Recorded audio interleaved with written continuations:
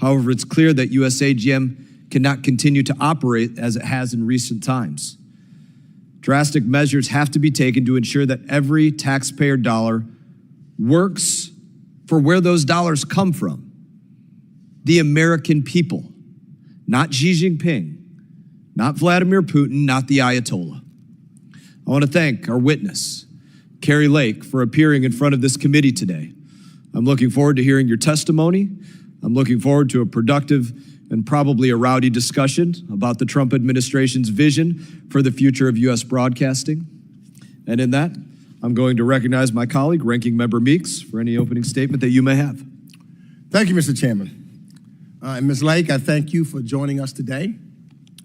First, I'd like to address President Trump's recent strike on Iran's nuclear facilities, an action taken without consulting the committee or securing congressional authorization. And it's troubling that Secretary Rubio is not sitting here today and that Republican members are avoiding oversight on such grave matters of war and peace that fall squarely on this committee's jurisdiction. Instead, as this hearing's title shows, we're returning to House Republicans' fixation on far-fetched conspiracies, this time to tear down the U.S. Agency for Global Media and the important work it supports. This tracks with President Trump's broad record of denigrating federal agencies and appointing leaders that, far from shepherding their agencies to success, are stewards of their sabotage. And I believe, Ms. Lake, you fall into this category. The story of the United States Agency for Global Media began with the Voice of America countering Nazi propaganda. That mission endured through the Cold War and continues today. USAGM is mandated to reach heavily censored countries with trusted information because Congress recognized that factual reporting contributes to international peace and stability and is in the interest of the United States of America.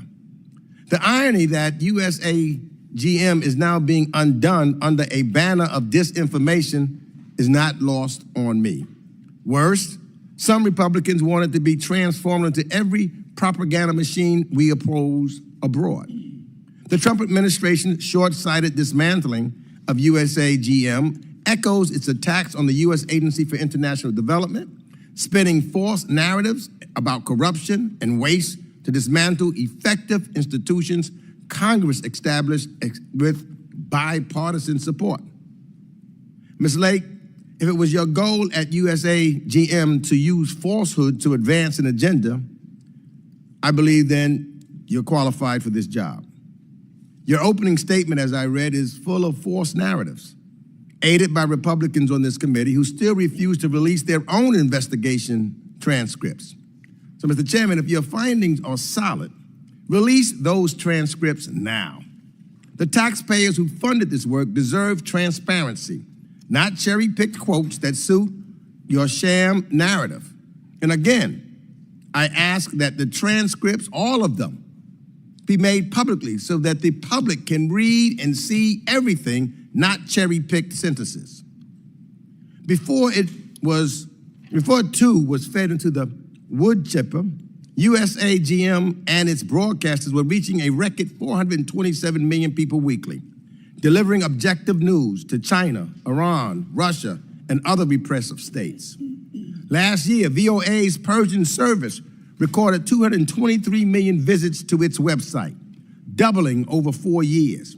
It had 9.8 million social media followers and 1.8 billion Instagram views. Then, Ms. Lake, you put VOA Persian on leave in March, scrambled to restore it in June when war erupted, and inexplicably, a week later, announced mass firings. So the question is, which is it? Is USAGM and the work it supports unsalvageable waste, as you have said, or is it a critical tool for diplomacy and facts? What you're doing isn't efficiency, it's chaos. The dysfunction lies in the administration's allergy to truth and democracy, the two pillars that USAGM aims to promote abroad. So I'm not surprised by the choice to gut USAGM, since the first Trump administration targeted the enterprise violating laws and journalistic integrity to shape it into a state media, like Russia's or North Korea's. Today, those regimes are actually cheering as we surrender another potent set of soft power tools and abandon the airwaves.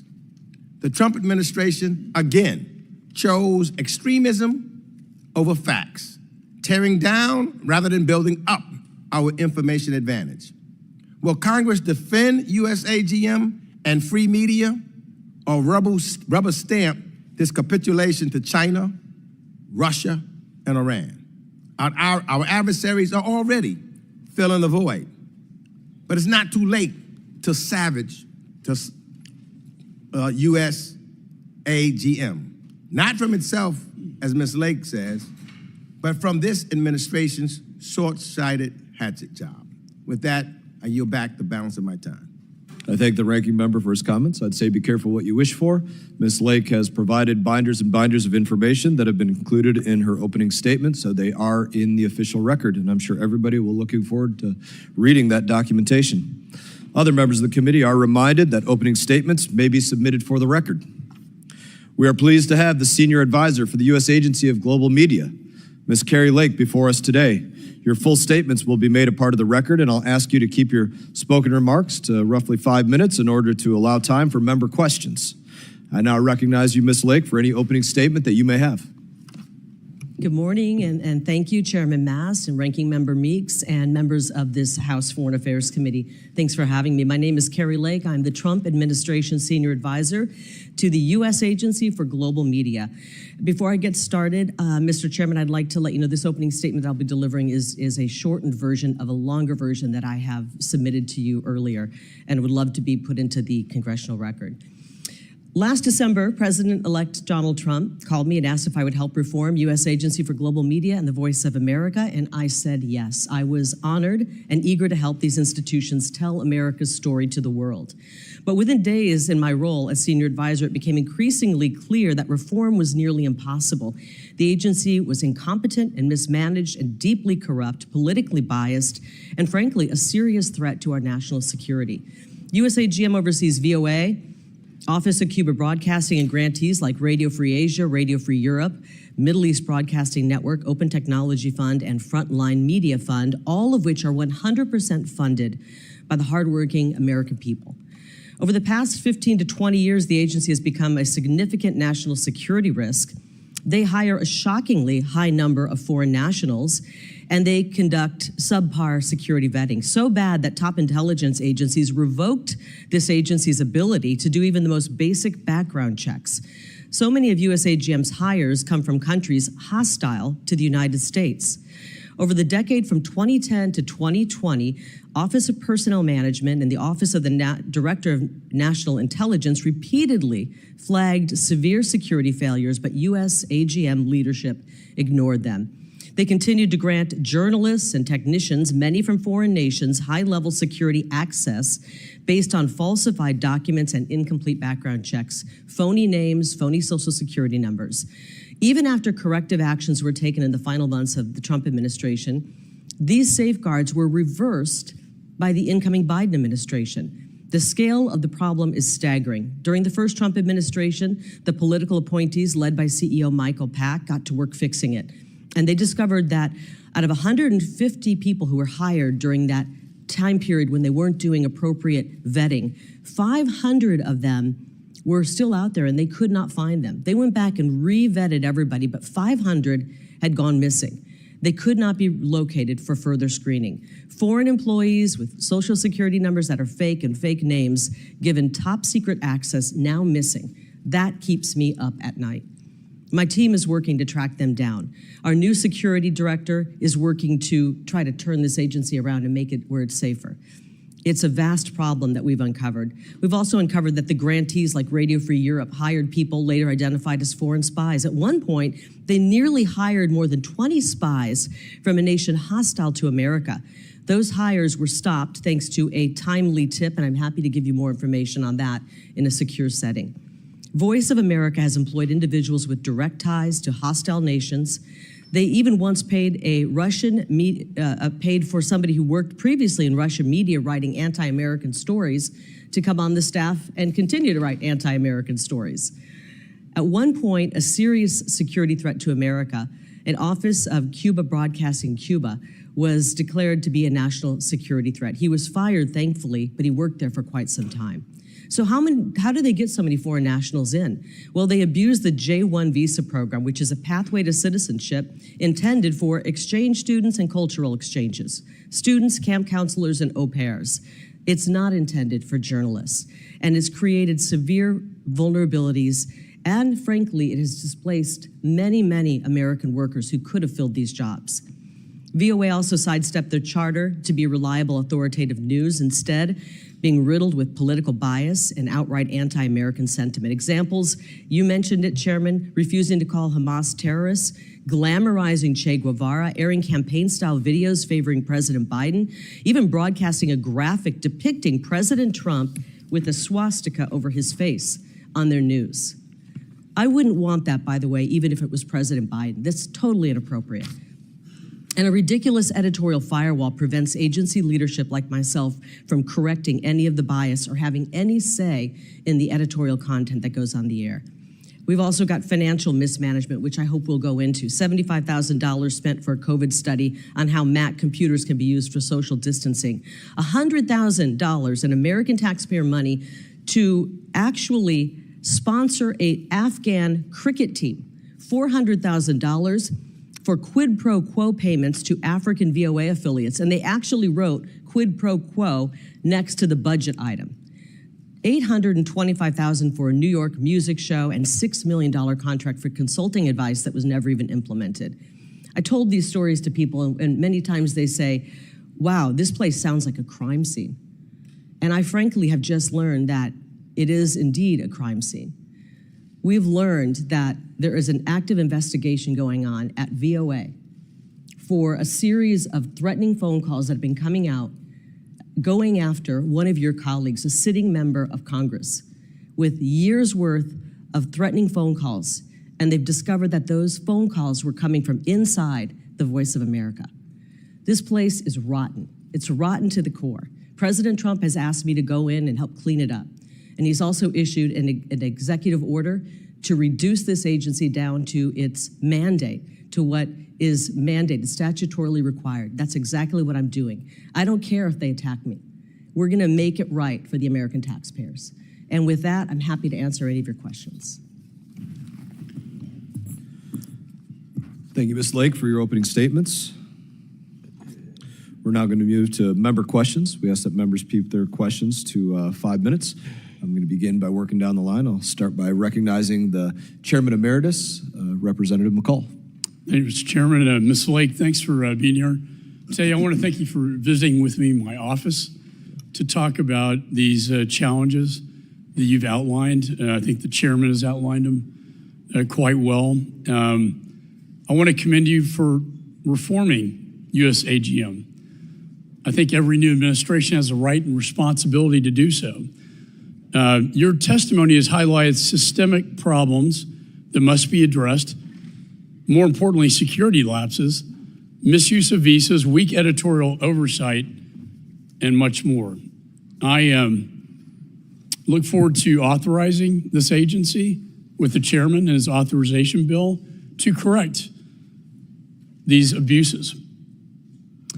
I remember President Reagan used Voice of America when I was entering college as a frontline voices against Soviet oppression.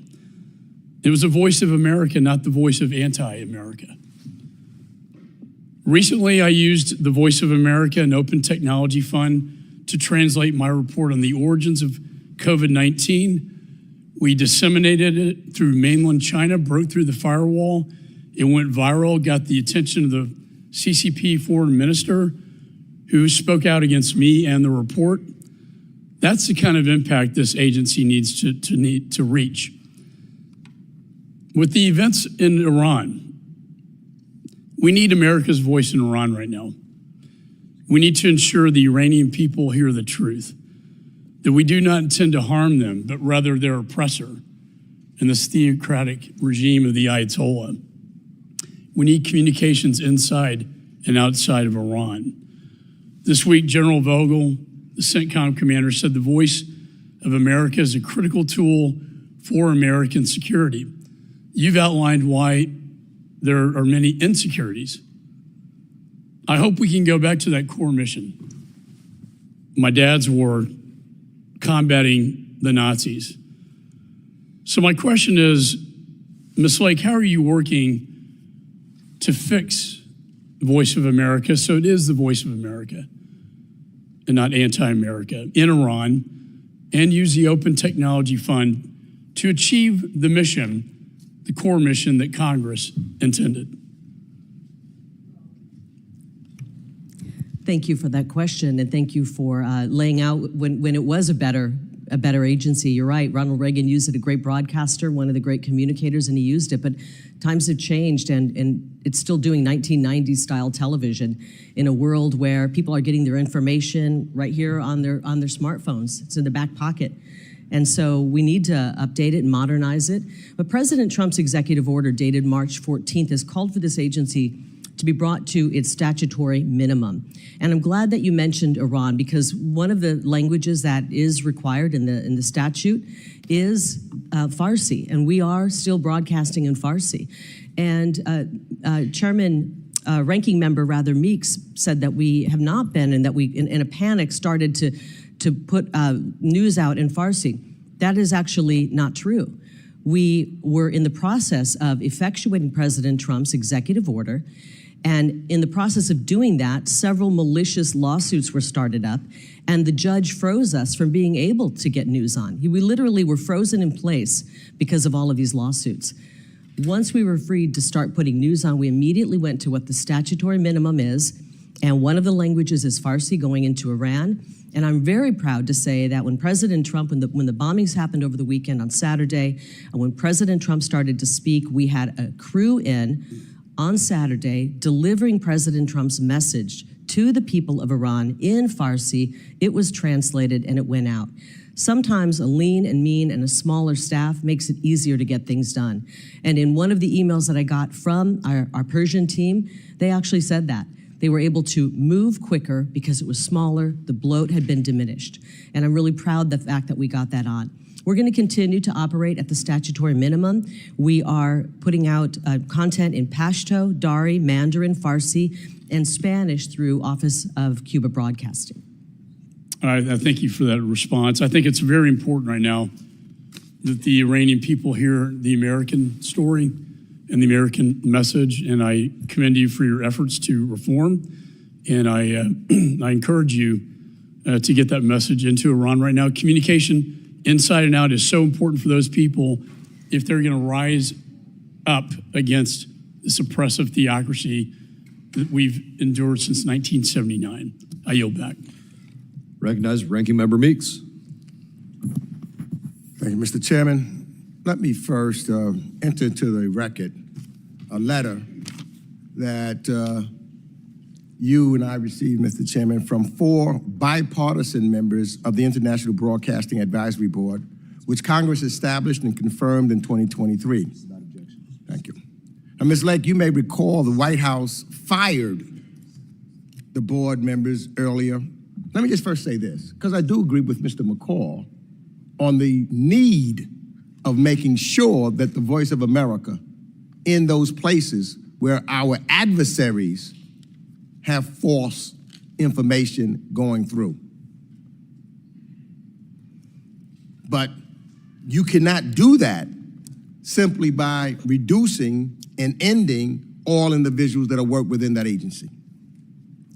So now, these board members, for example, that were fired, despite their political and policy differences, those members wrote, and I quote, defunding, as you have done, these networks, because you can't do anything without money, but defunding these networks at this critical moment will undermine the United States' efforts to counter the biased narratives from America's authoritarian competitors.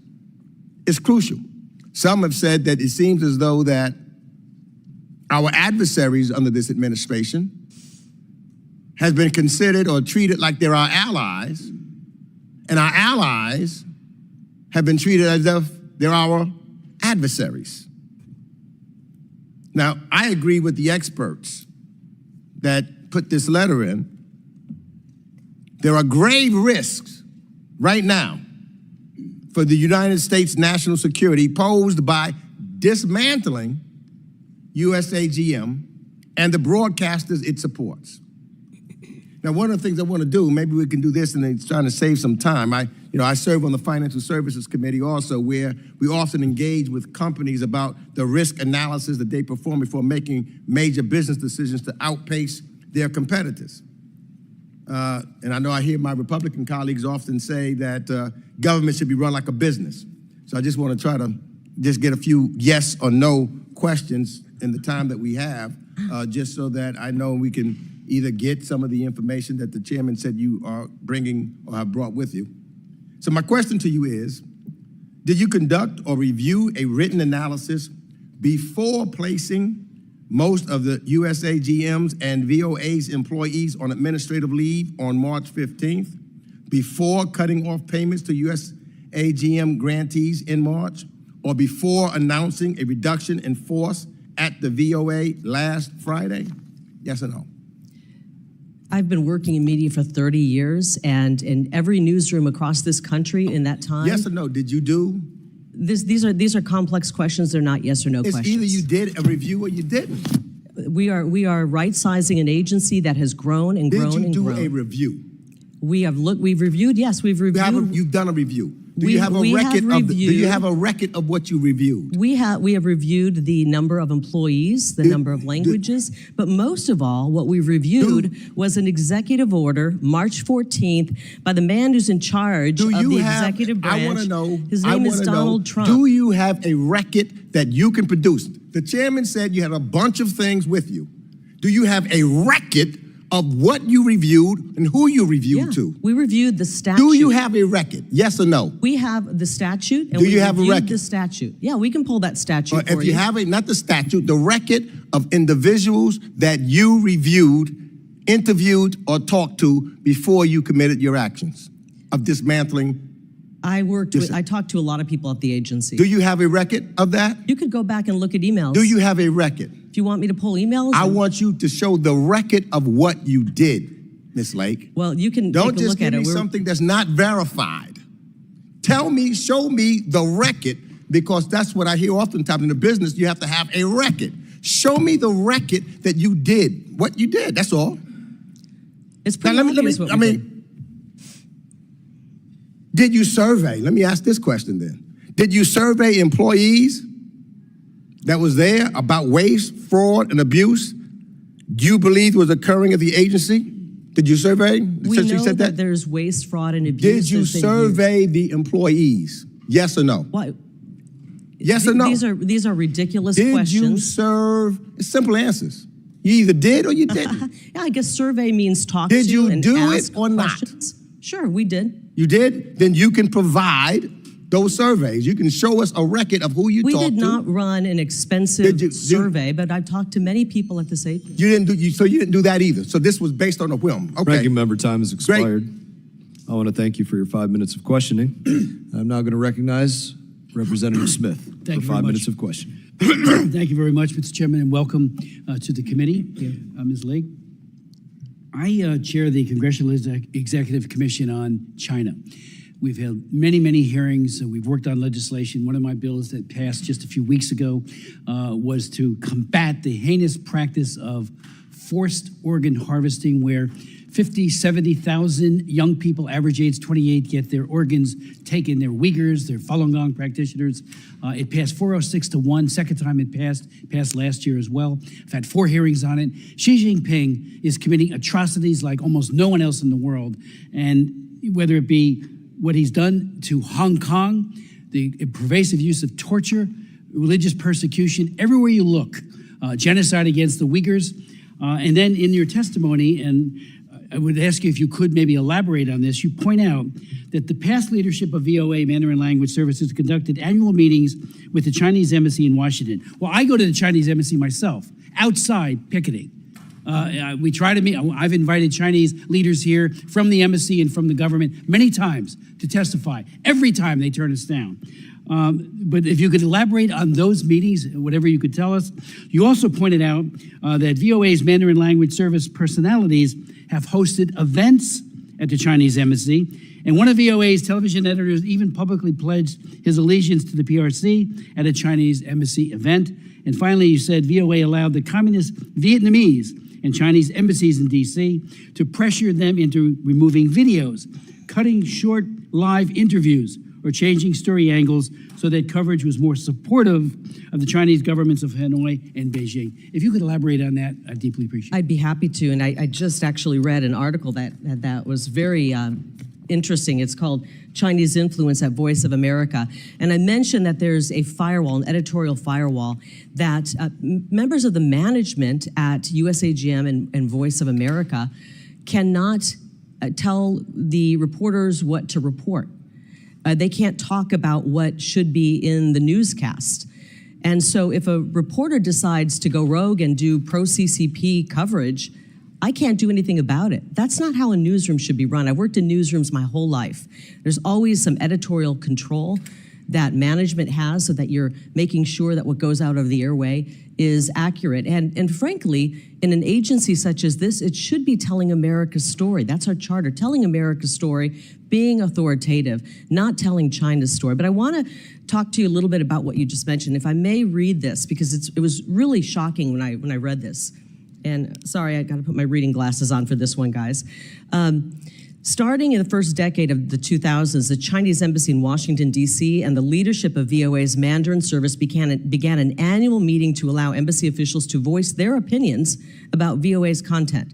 So management at USAGM has no say in what content it goes on, but the folks over at the CCP and the Chinese embassy do have say about what goes on our air.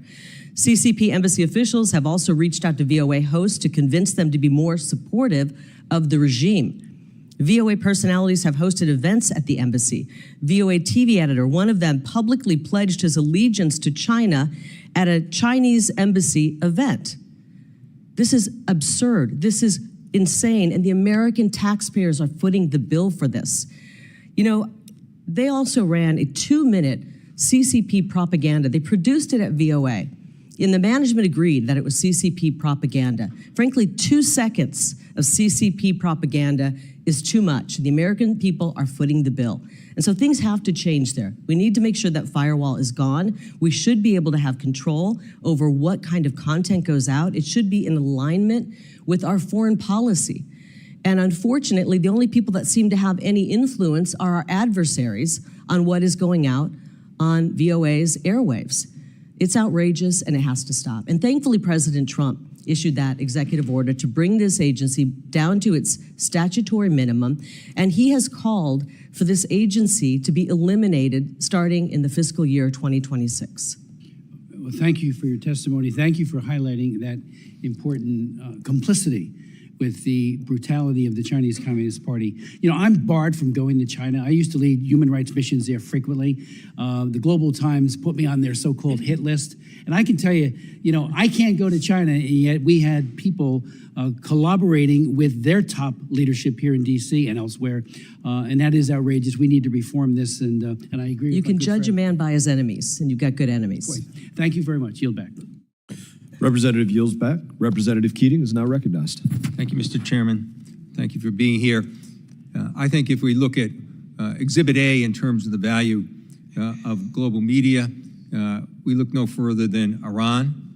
The Trump administration took great attention towards the bombing that occurred. But to really be successful, what's going to be necessary is not just strong diplomacy, but changing the views of the people that live there. And Secretary Rubio in his Senate confirmation stressed that there's probably no greater discrepancy between the actions of one government and their people than Iran. And even before this action, before the war, 6.6 million Iranians, 10% of the adult population, got their news from FARDA, Radio Free Network that's there. And it's produced in an agency that you sought to terminate the contracts of at a time when it's needed more than ever. Cutting transmission feeds from the Middle East Broadcasting Network. It's resulted in 90%, those actions of yours, 90% of the staff being cut. Some of the people on Radio Free Europe, Radio Liberty are furloughed. Programming's been reduced at a time when we need it the most. I'm concerned also, not just with the cuts, but I'm concerned for the journalists that report this news. They're in great jeopardy. A lot of attention in your opening remarks went to vetting and the extreme efforts that you're doing for vetting. I want to know what you're doing to protect those journalists. One just recently released the other day, after 4 years of detainment by the Russians, talked about the way he was tortured and physically abused and psychologically abused. These are journalists that are there. These are people trying to bring the word of democracy to people that have not. What are you doing to support these journalists? What attention? I didn't notice it in your opening remarks. That should be first and foremost. What are you doing to protect these people? I agree. I think the safety and security of journalists is very important. I was a journalist in my past profession, and so it's critically important, and I don't think that they've done enough to protect them. I'm thankful that recently, in the last few days, one journalist who was being held was released thanks to President Trump. And, you know, I think you need to ask RFE, Radio Free Europe, what they're doing to protect their employees.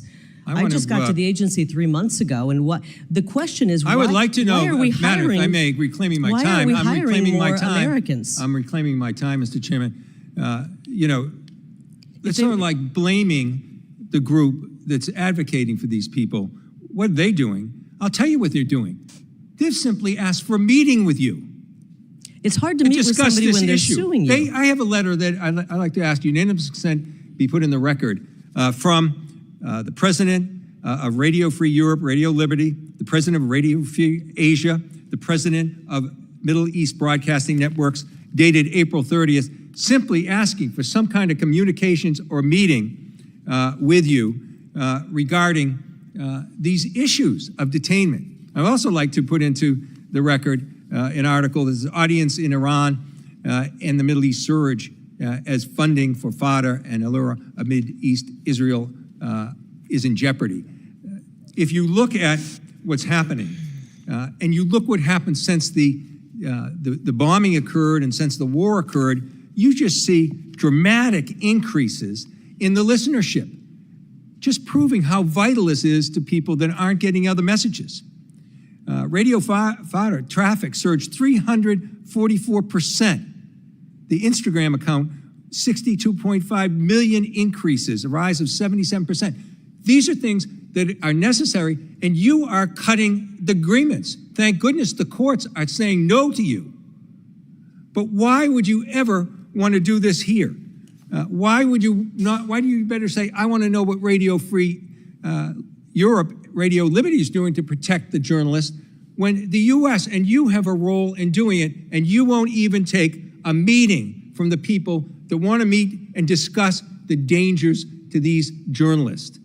I hope that you will take that meeting and we get a confirmation for you by the end of this hearing that you will meet them soon and discuss this issue. People's lives are in danger trying to tell the truth. I yield back. If they would drop their malicious lawsuit, I'd be happy to meet with them, but it would be really stupid to meet with someone who's suing you. And, you know, this is a gentleman who makes about $310,000, $320,000 off the backs of hardworking Americans and is suing our agency. We've given him all. An official who's making money off the backs of Americans when we have a commander-in-chief making the money he's making. So I don't. President Donald Trump donates his salary back. Gentleman yields back. Thank you. The gentleman's time has expired. This is submitted for the record. I was glancing through it, and just FYI, I'm going to keep reading it, but I don't actually see a request for a meeting with Ms. Lake in the letter, as was referenced. I see bring to her attention, but no request for a meeting in this letter. But I'll let you know if that changes as I read through it. Representative Perry. is now recognized. Thanks, Mr. Chairman. Ms. Lake, would you care to answer the question further, the last question further? Do you want to expound on any of that? Well, I think it is difficult to meet with people when they're suing you. It just isn't advised. And if any attorney would tell you, you can't sit down and meet with somebody who's launched malicious lawsuits against the agency, naming me in those lawsuits. So it'd be ill-advised to do that, obviously. You know, we do not have a current grant agreement with RFE, Radio Free Europe, which was started, you know, many, many years ago as a CIA operation. And we don't have a current grant agreement with them. We've been asking to work with them, negotiating a grant agreement, and they refuse. We offered a grant to them, and they refused to even mark it up and redline it and send it back to us. So we don't have an approved financial plan. They won't tell us where they're spending their money. We've got an audit going on right now, and they've stonewalled and prevented us from getting any access to their financial books. Again, we pay them, and they do not tell us where the money is going. I think that's a problem. I think the American people deserve to know where their money is going. And so we're working to make sure we get that. Interestingly, in the 11th hour last night, right before I crawled into bed, we found out that they're finally going to give a little bit of information to our auditors. I thought it was really interesting timing because they didn't want me to sit up here and say they refused to let us look at their books. They refused to let us see where the American taxpayer dollars are going, and once it's getting funneled into RFERL. And if they really, you know, we've paid them every month, by the way. So if they're not protecting their journalists, it's on them. If they're not putting out broadcasting, it's on them. We have paid them every month because the judge has ordered us to. And so it's on them if they're not putting out broadcasting. Ms. Lake, this is clearly an agency that is run amok. I wouldn't characterize it as treason, but it sounds like it's certainly seditious. Are you familiar with the McGuire-Woods report? I'm very familiar, and it's in one of these binders, and it was an incredible report looking at some of the mismanagement, misuse of funds, and other outrageous things that were happening at this agency. To that end, I just want to inform you that I struggled mightily, probably for about 6 months in this committee and in Congress, to have that entered into the congressional record so that the American people could see the misuses of their money and the seditious activity by an agency they were paying for. And I think as part of that, 40% of the workforce at that time was improperly vetted, and USAGM lost their ability to conduct security clearances, but continued to conduct them for 10 years after which they had lost their ability to conduct security clearances, and that the use of J-1 visas to hire foreign journalists and technical staff without systematic review resulted in propaganda that was favorable to adversaries and enemies as opposed to the United States of America with American tax dollars, paid for with American tax dollars. Now, somebody might say, well, that was a mistake, and yeah, that was a misstep, but it seems to me this was an orchestrated plan by someone at USAGM. And so my question begins with, have we determined from the McGuire-Woods report or any of your investigation at this point who, by name, authorized this activity over that long period of time, and these people antithetical to the United States of America? Who did that, and what accountability has been put in place? What prosecutions have happened as a result of that? What accountability has taken place, if any? Sadly, there hasn't been any accountability. That McGuire-Woods report was done in the waning days of President Trump's first term. Michael Pack was the CEO, and he helped make that possible. He saw, the first day on the job, he got dropped on his desk this issue with 1,500 employees had not been properly screened. And he said, this is a real big problem. ODNI was saying, you got a serious problem over there. You guys are freelancing on your security screenings, and you're allowing dangerous people into our country. And so they got busy investigating how this was happening. They put people on administrative leave, and before they could do anything and get and fire people had left that were being investigated.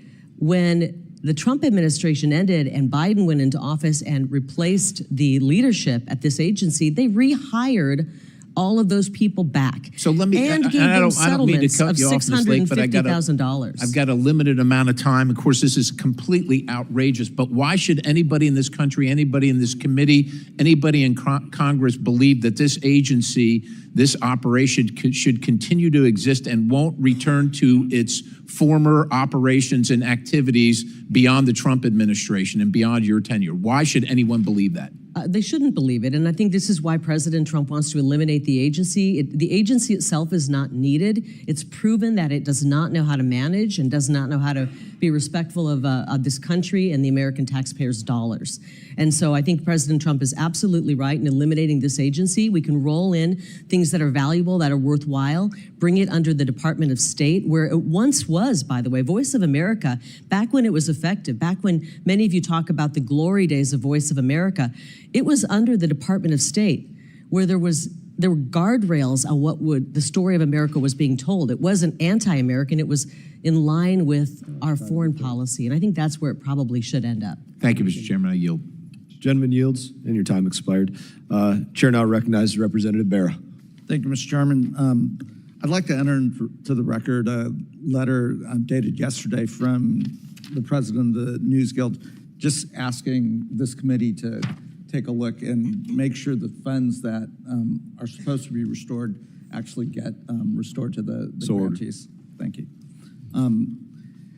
Here's what bothers me about this. Reforms are fine and so forth, but I agree with my good friend from Texas, the Chairman Emeritus, Mr. McCall, about the importance of having tools like the Open Technology Fund that can translate, use the internet, use Instagram, et cetera, to get out there and get our message to places like China, et cetera. I agree with Chairman Smith. I mean, we've got to speak to the Chinese people about what's happening to the Uyghur population. We've got to have those tools. So eliminating those tools wholesale make us weaker as a country. That is a problem. And in fact, our Secretary of State penned an op-ed in the Wall Street Journal back in 2018 talking about how important what Radio Free Asia does is in exposing China's campaign against its Muslim minorities, the Uyghurs. Mr. Chairman, I'd like to enter that op-ed into the record, if I might. So here's the challenge. The ranking member raised, I think, what is a very important issue. We can debate, whether this, say, an independent agency come back into the State Department or not, but the wholesale way of dismantling this agency, I think the chairman asked a legitimate question: what was the strategy? What was there a methodical approach to looking at the agency? What was effective? What was not effective? What should we be doing? What should we not be doing? Ms. Lake, can you provide kind of that methodical approach in terms of how the administration, how you looked at, what essentially is a dismantling of this agency? Yeah, we actually got to work after the 14th of March, and we put people on administrative leave and assessed what the statutory minimum was. Can you provide us documentation of that so we can do our job as oversight? I mean, in meetings and in discussions, we talked about the minutes of those meetings and the documentation of that. It would be emails and things of the such. That's all stuff that we can take a look at as a committee as we do oversight. Again, I'm not against modernizing the agency. I'm not against looking at things. The challenge Mr. Keating touched on, we're in the middle of what is a war in the Middle East. Hopefully this ceasefire holds. Hopefully the Iranian people rise up and demand a better future. I've reserved judgment on the president's actions. I do want the administration to come brief us on what they're thinking, how this is unfolding. But absolutely, right now, we need all of our tools to communicate to the Iranian people. We need to do that through the radio, through the internet, through Instagram. I'm not a big TikTok fan. I supported the TikTok ban. But if folks are getting information on TikTok, we've got to be using that as well. I am very concerned that the personnel have been laid off, that we're working with a shoestring staff that is making us weaker and less effective at a moment of vulnerability for the Iranian regime, where this could be a time where the Iranian people choose to take a different path forward. What I would like to do, and what I'd like a commitment to do, and I'd ask the chairman for this, is there was a time on this committee where we actually did do reforms. When I was a freshman member of Congress under Chairman Ed Royce, at that time Ranking Member Elliot Engel, we actually did do a bipartisan reform bill that I believe passed this committee unanimously and moved forward. That's our job. Ms. Lake, you should be working with us. We should not be dismantling an agency that we've seen over history has been super effective, whether it was in World War II, combating the Nazis in the Cold War, going against the repressive Russian or Soviet Union and the Communist Party. What I think the administration's doing and how they've approached this is making us weaker. And it is not a systematic way of thinking about how you reform and modernize things. I'd love to see the records, the minutes, the emails, so we can actually do our job in oversight. And I'd love for you to work, and Mr. Chairman, for us to work together in a bipartisan way to say, okay, in the 21st century, we do need tools to combat the propaganda that our enemies are putting out there. We do need to hire the best folks. We do need to have all of that. Again, Ms. Lake, I'd love your commitment to work with this committee, work with Congress to enact those reforms and share the information and what you're thinking.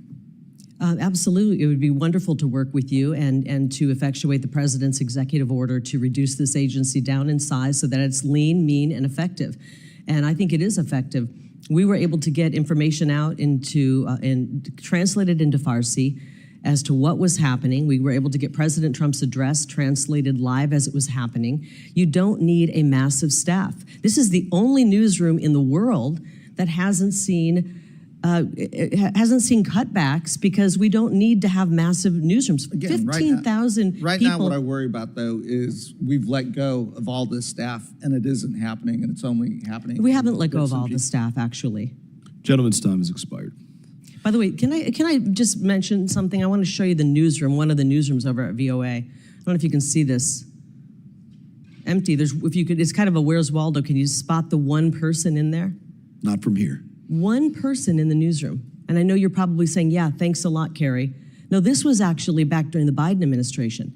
I didn't hear any complaints coming from anybody when nobody was showing up for work at VOA. When one person was showing up in the middle of the week, one person showed up. And nobody on this committee, no Democrat said, why is there only one person in that newsroom? We need to get more people in the newsroom to get the story out. Nobody was showing up for work. And now that we are actually right-sizing an agency that has been bloated out of control and has never been right-sized, even though newsrooms all across this country. Mr. Chairman? Now I'm going to recognize myself for 5 minutes of questioning. Oh, Mr. Chairman, unanimous consent, just for clarification. Was that in the middle of COVID, by the way? This was last November. So I think COVID was over.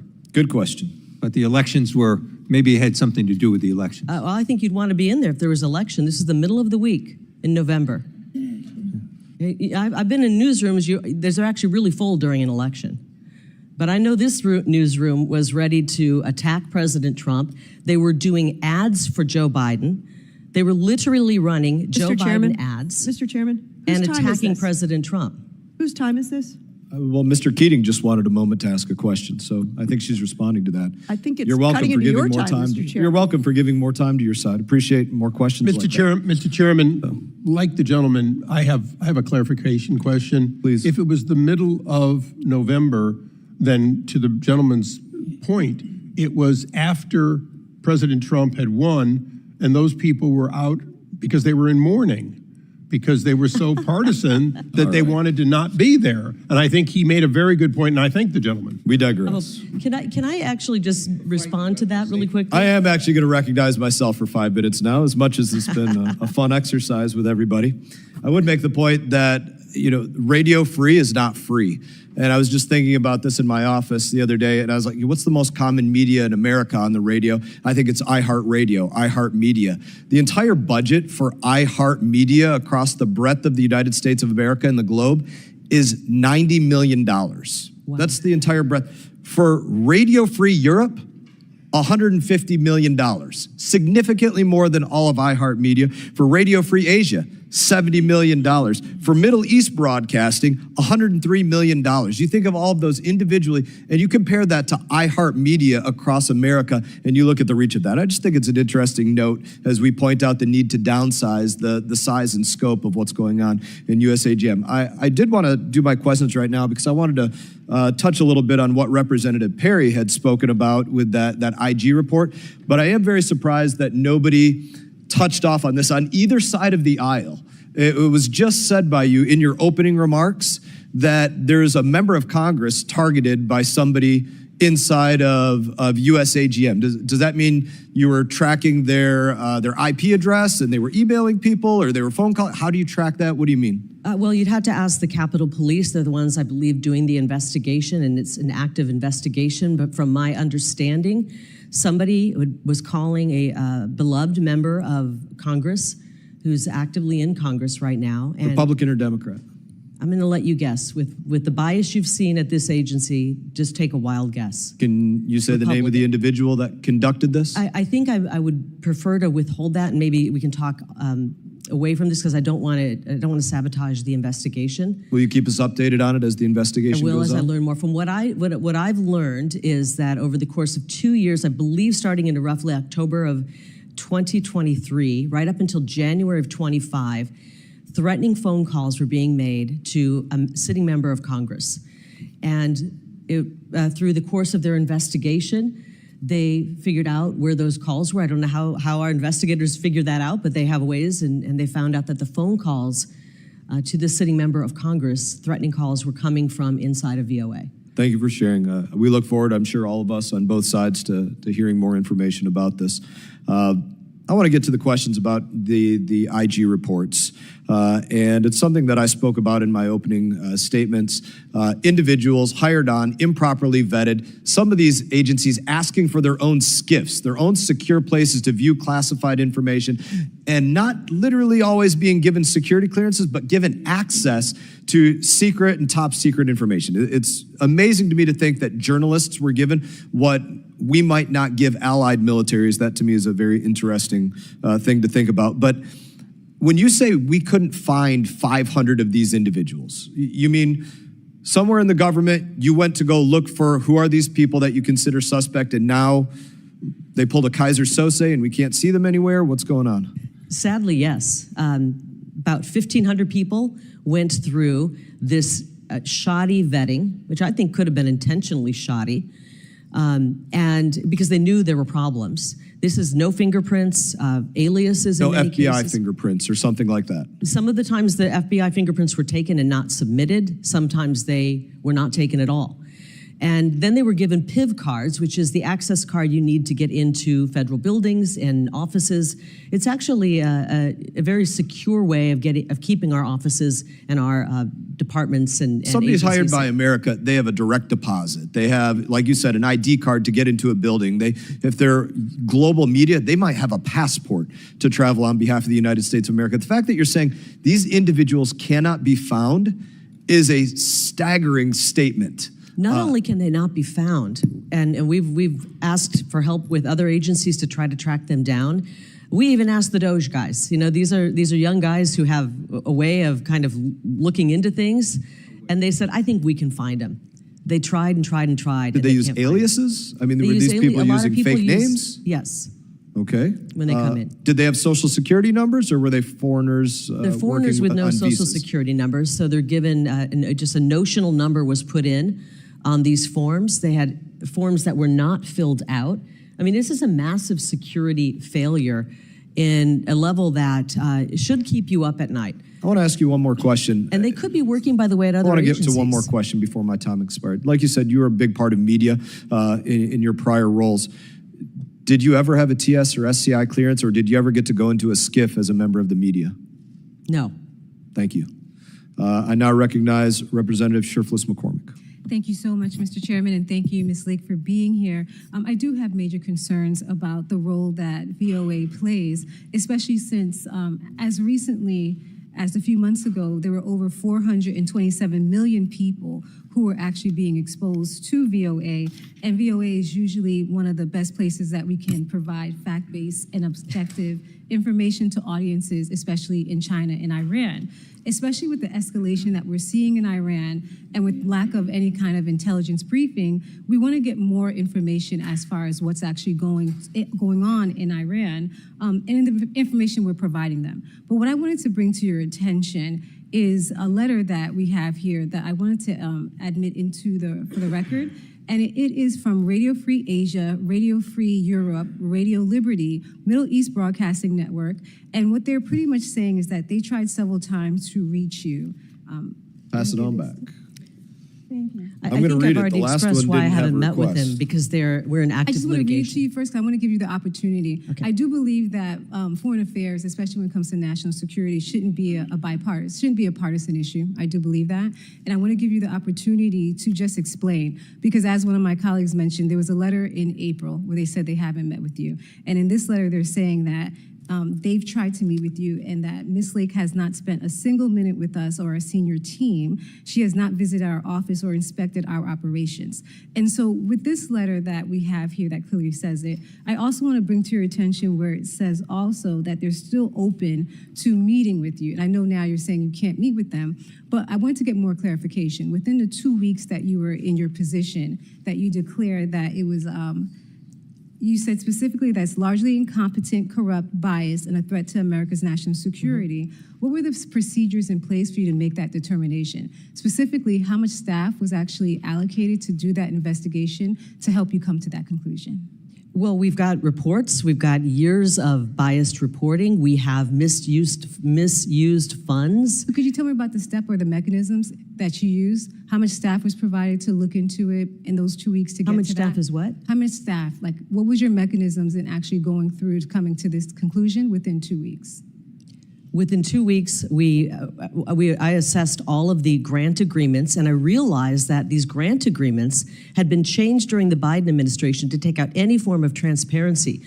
During the first Trump administration, the grant agreements were written where we had transparency, we could see what was being spent, and during the Biden administration, they took all of that transparency out, and then they signed a $250 million lease on a high-rise building, saddling the American people with paying for it, and it wasn't even equipped to do broadcasting. Well, I'm happy you mentioned transparency because that's where I'm trying to get also. Now, when you spoke to them or if you had anybody speak to them, was there a conversation for accountability and transparency? I think that's what we're trying to get to. What was the mechanisms in place to come to these conclusions? And before the lawsuit was filed and these letters were sent, was there anybody who went to them to ask questions and hold them accountable? It's really hard to have a open communication when you're being sued. Well, before that, because we have letters back until April. This one was in June. So before any lawsuits were filed, were there any attempts to have that communication? I believe when I first got there, they reached out to me. I had just gotten in the building and said, we'd like to meet. And before I even had the chance to clear my schedule and meet with them, they launched into malicious lawsuits. So no, we haven't met with them. If you can submit any communications that your office has had, I would greatly appreciate that. And my second question is, I do believe in lean, mean machines that work well. What are your matrices that you have in place to determine that the leanness is actually being beneficial and that this leanness is not creating a vacuum in which now we're not able to exercise our strongest power, which is our soft power and our diplomacy? It's one thing if it's used properly, but it hasn't been used properly. We laid out that the CCP has more say in what editorial content we have. I only have 43 seconds. I want to know what those matrices are. What are the points that you're using to determine that this is actually benefiting, like this machine is working, versus adversely hurting us and creating a vacuum in which any other group can come in and put out propaganda? And we know there's a lot of propaganda, especially coming from the internet. So I want to make sure that we actually have a plan in place, there's funding in place, or that there are matrices in place to determine that this lean creation of a machine is actually working for us and not against us. That's what our goal is. We want to make sure any information going out is not anti-American, is not pro-CCP. So if there's a matrices, could you please provide it to us so we could be on the same page? I wish we did have some say over what information was going out, but unfortunately because of this firewall, this place could go totally rogue. This place could go and put 100% pro-CCP information. They could side with the regime in Iran, and we couldn't do a thing about it. They could run an attack piece on you. I understand. Thank you so much. And I just want And to you take couldn't do anything about it. The gentlelady's time has expired. I just want to take, if you can allocate me just 1 second so I can say this, because I think it's very important. The gentlelady had 5 minutes. Be brief. I thank you for being here, and this is really the objective of us working together and coming together and negotiating how can we move forward. Right now, we're at a critical juncture where we see more and more hostilities, especially in these areas. And so we want the answers to these questions so we can work together. Thank you. The gentlelady's time has really expired. Thank you. The gentleman from Texas, Mr. Self. Thank you, Mr. Chairman. Based on the previous conversation on the security clearances, I want to go to Iran, back to Iran. In June of this year, you restarted broadcasts to Iran after Israel attacked them. In the meantime, Musk has said that the beams are on with Starlink into Iran. Industry estimates that there are 20,000 terminals, and you have to have a terminal yet. They're still testing cell phones operating in Iran through the black market channels. So I want to compare the two. Approximately how many Iranians currently watch the VOA Persian service? Probably not that many, to be honest. The ratings aren't particularly good. And I don't know if you've ever had a chance to sit down and watch VOA programming. It's painful to watch. Yeah, the RFE and RL have claimed that they reach millions of Iranians. So obviously, given your response,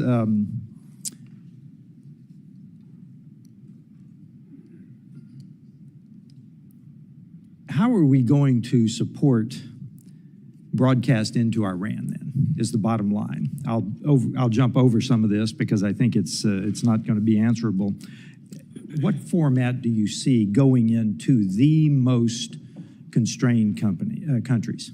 How are we going to do that? Because technology is changing fast. Absolutely. So, you know, we can call it radio, free, whatever, but how do you plan to get pro-American, the American story into the most denied countries? And we'll start with Iran. You know, I think Starlink is a great option. And when a lot of people have mentioned OTF and that's the way to go. But to be honest, they're behind the times. You know, they're looking at VPNs.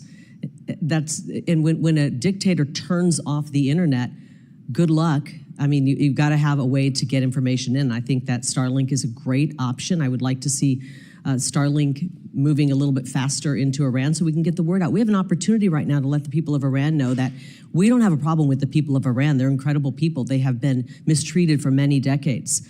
And we want to make sure that they know that America is a friend. Yeah, and I think the high tech, you need to be examining how you're going to get around the government. That's right. How are you going to actually get the beam into the country, into the denied countries? I will say though, with our programming that we put out on Saturday, I think it was the most watch we've ever put into Farsi, and it was through modes of people were actually seeing it.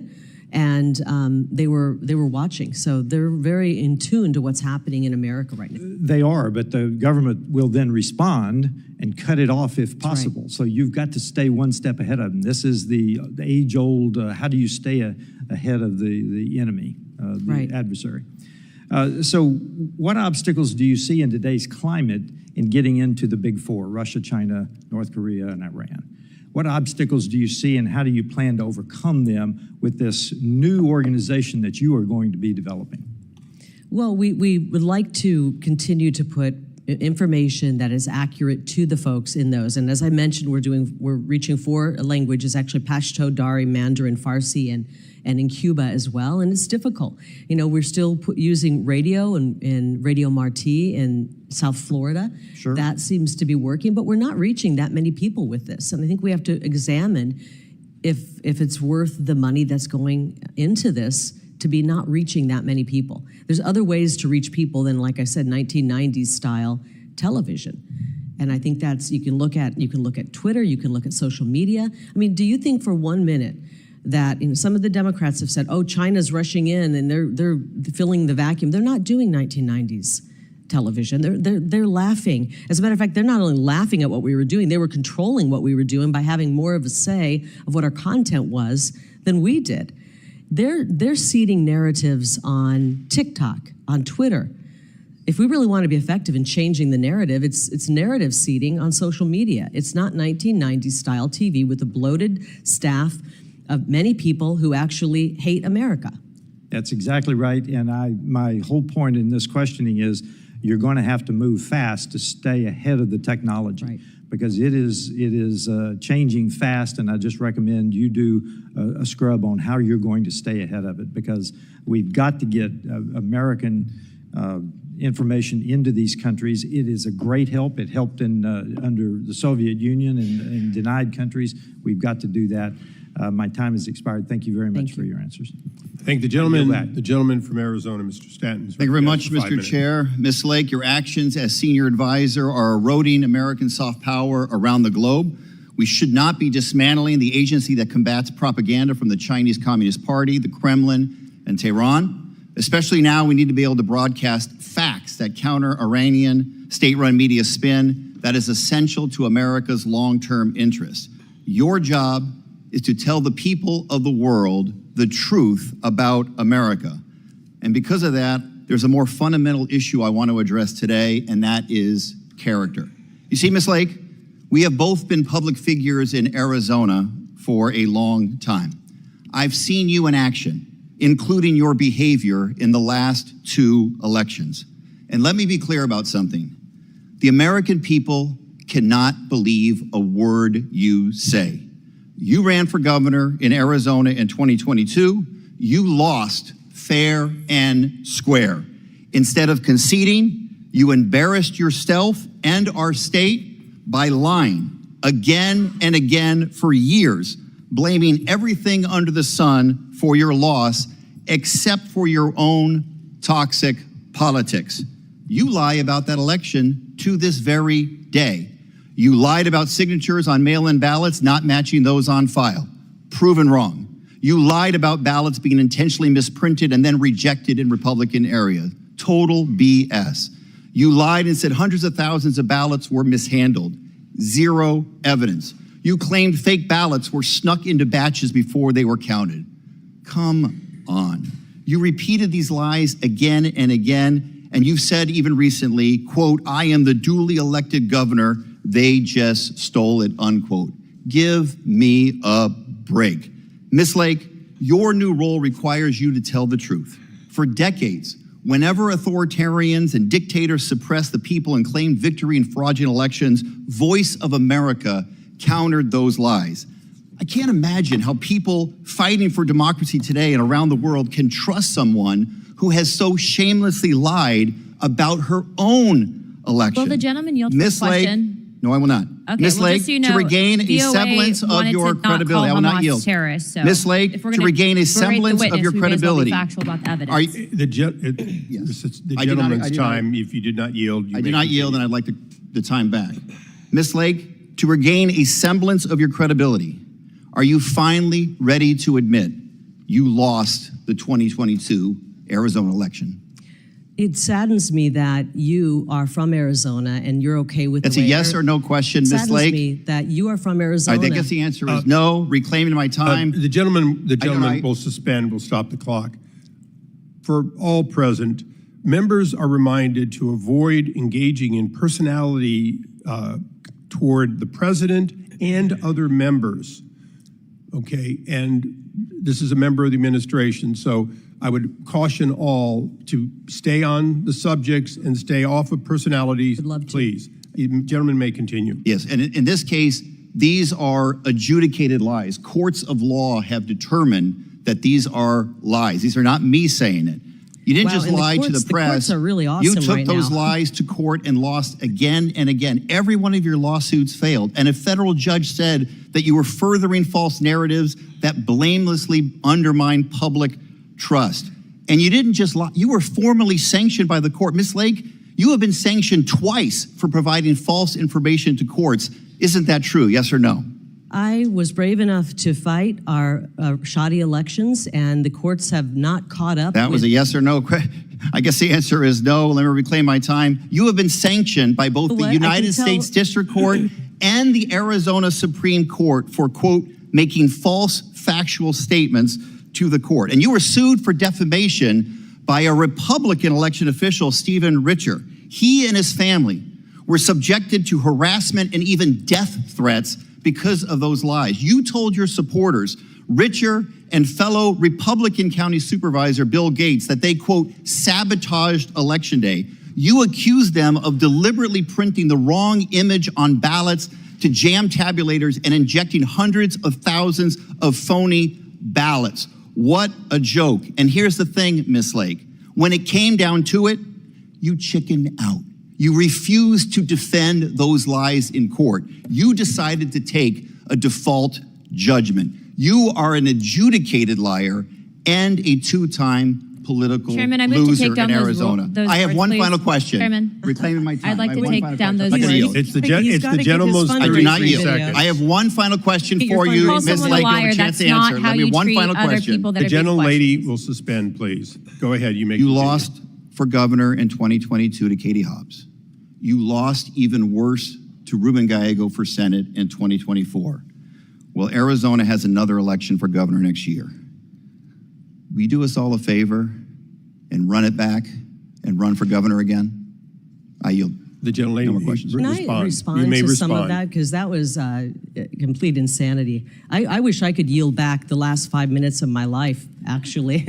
And I want to apologize to the people of Arizona that we have somebody who's representing the folks in one of our great parts of the Valley that doesn't care about the integrity of our election. So, but you weren't here. You came in late, and we're talking about USAGM today, the Agency for Global Media, and how they can put out absolute abject lies, and we can't control any.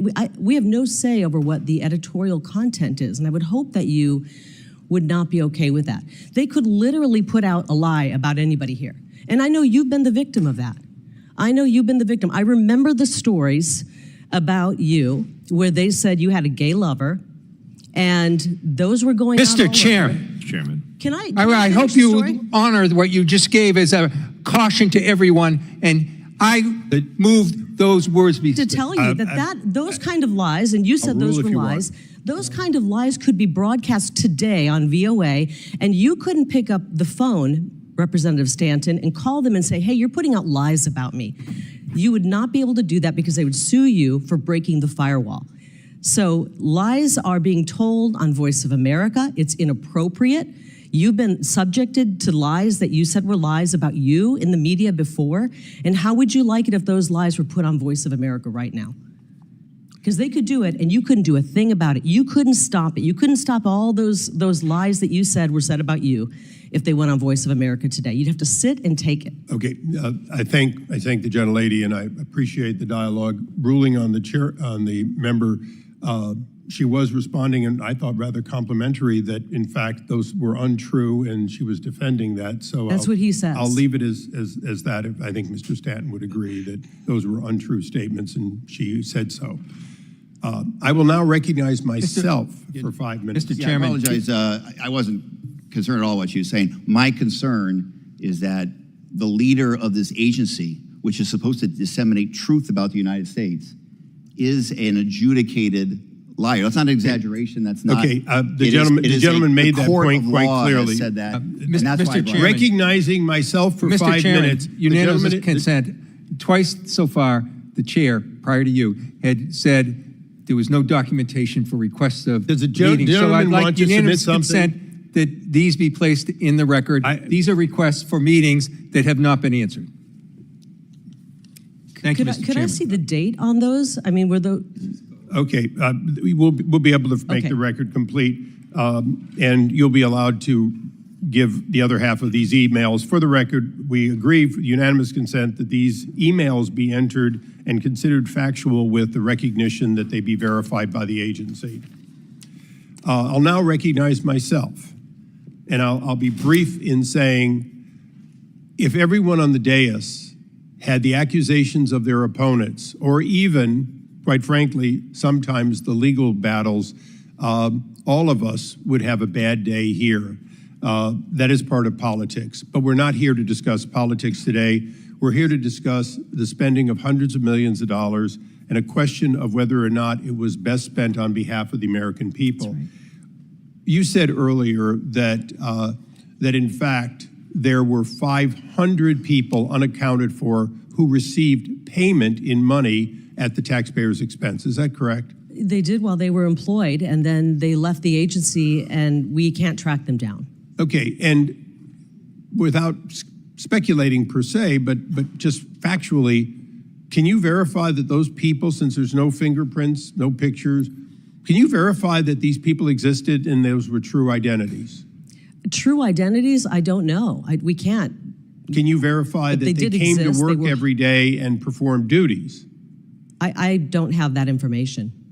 So it is certainly possible that this independent third-party agency that you gave money, that previously were giving money to, in fact, had ghost employees or employees that the money ended up being conduited to other people. Is that possible? It's possible. And so on behalf of this committee and the American people, an audit is appropriate, isn't it? I definitely believe it is, and we're in the process of doing an audit right now. Okay, and if you fail to get the cooperation in the audit, please come back to the committee, because I think you'll see that we're willing to take further steps to support that need for an audit. We have been stonewalled in the audit. The grantees, Radio Free Europe, Radio Free Asia, Middle East Broadcasting, and I mentioned OTF, have not wanted to give us any information, stonewalled, prevented it. We started this weeks ago, and as I said, just finally, last night, on the eve of this hearing, they finally said, okay, you can come in and start looking at our books. We get similar promises on our subpoenas in some of the committees here. Let me ask a differing question. This money to a third-party agency over which you have arguably little control based on the history, do you give money to Al Jazeera? No. Do you give money to Pravda, which is Russian for the word truth? No. Okay, why don't you? Obviously, because those are propaganda machines of, in many cases, our enemy. Because they're adverse to the interest of the United States of America. So, by definition, whatever becomes the new, hopefully consolidated and concise and effective organization, in fact, should do one thing, which is promote the legitimate interest of the United States, including the truth as we see it. Absolutely. That's what we should be doing. That's what we have been doing, and we haven't been doing it well. And I'm going to work really hard to make sure that whatever we salvage from this, it's telling America's story. We have an incredible story to tell. And especially right now, as we're working for peace around the globe with a president like Donald Trump. And speaking of peace around the globe, you're familiar with the controversy that Chairman Mast had with the agencies when he was subcommittee chairman. And all he really wanted was them to explain why they wouldn't say Hamas terrorist after the October 7th attack, and instead used words more, quote, moderate to the base. Can you assure us that in the future, that if the President of the United States, at that time, Joe Biden, the Secretary of State, et cetera, have an aligned policy and statement which is supported by the Congress, that in fact the messaging would be the messaging of the American people through its representatives and not some independent third idea of what you should say to be moderate? Well, Congressman, I wish I could assure you of that, but unfortunately with this editorial firewall, it's impossible for us to have any say over the content, which is terrible. In closing, because this committee is going through a structural reform of all of the State Department and its agencies, which will include yours, is it fair to say that going forward, we should in fact have a single point of contact, responsible and responsive, accountable and auditable, and that in fact it should be one in which there is, at least to the oversight of Congress and the administration, verifiable that these people are employed and working to the interest for which they have been hired? I'm afraid we're never going to find those 500 people. They've escaped. No, I'm talking about going forward. Can we reauthorize under the State Department reauthorization an organization that you can believe in, whether it's within the State Department or not? Can we do so? And do you see that as the goal for which President Donald Trump gave you the responsibility to do and you're working on?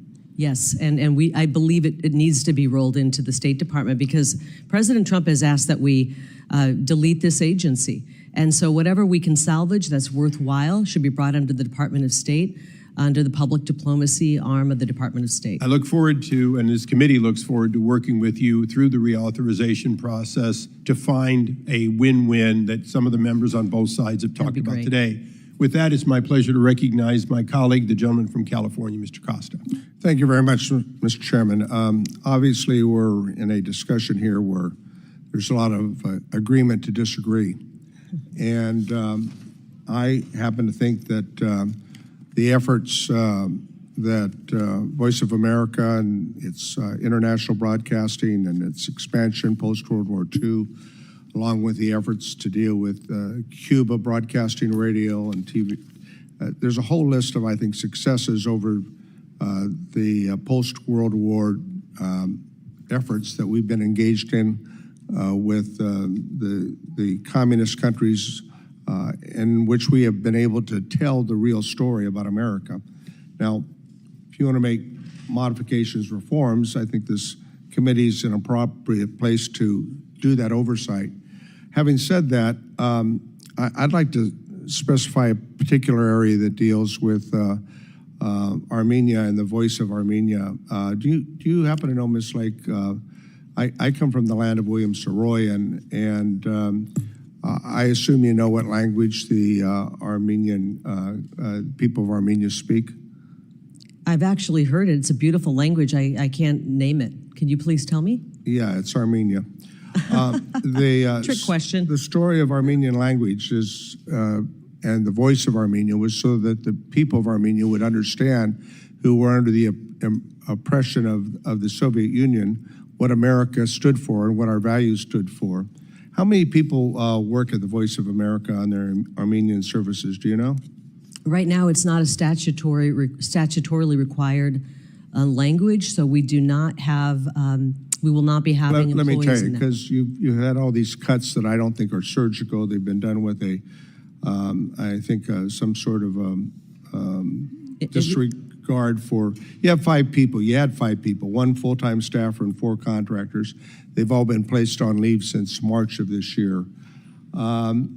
Did you or former fellow, Elon Musk, talk to anyone about the Voice of America's Armenian service before these cuts were made? We are bringing the agency to statutory minimum, and Armenian language is not in the statutory minimum. If you'd like it to be, then I suggest you write legislation and put it in legislation. What analysis was done to assess the performance of the services before the cuts were made? We decided to listen to the person who's in charge of the executive branch of the government, and that person's name is President Donald J. Trump. I suspect that maybe the president's not sure about the language that the Armenian people speak, but that be as it may, the Voice of America's own data showed that the Armenian language reached well over 1/3 of Armenia's adult population and ranked second in network-wide market penetration. The Voice of America brief notes said that the service's unique role in countering the Russian disinformation and explaining U.S. policy to Armenians at the moment when Yerevan is trying to move out of Moscow's orbit. There are a lot of reasons why I think this is important because of the Russian disinformation. Do you believe that Russia's been engaged in disinformation with Armenia or other countries on Eastern Europe? Obviously, you have a soft spot in your heart for Armenia. I think the people of Armenia are incredible.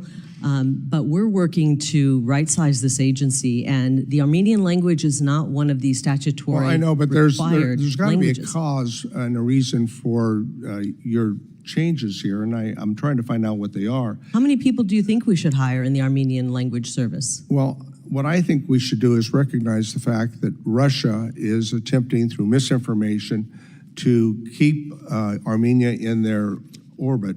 Do you believe that Russia is the aggressor in the war in Ukraine?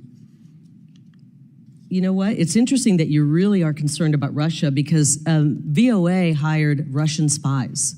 And I think that I didn't hear any complaints coming from you that I recall. I asked you a question. Do you believe Russia is an adversary of the United States? I think they are one of our adversaries, yes. Okay, and What I why love would about we of this undercut our president is strategy he's trying to bring and the world interest by together. dismissing staff who are countering Russian propaganda to potential partners of the United States? I mean, the reason is the focus today is on Iran. Okay, tomorrow it could be Armenia. Tomorrow it could be Armenia.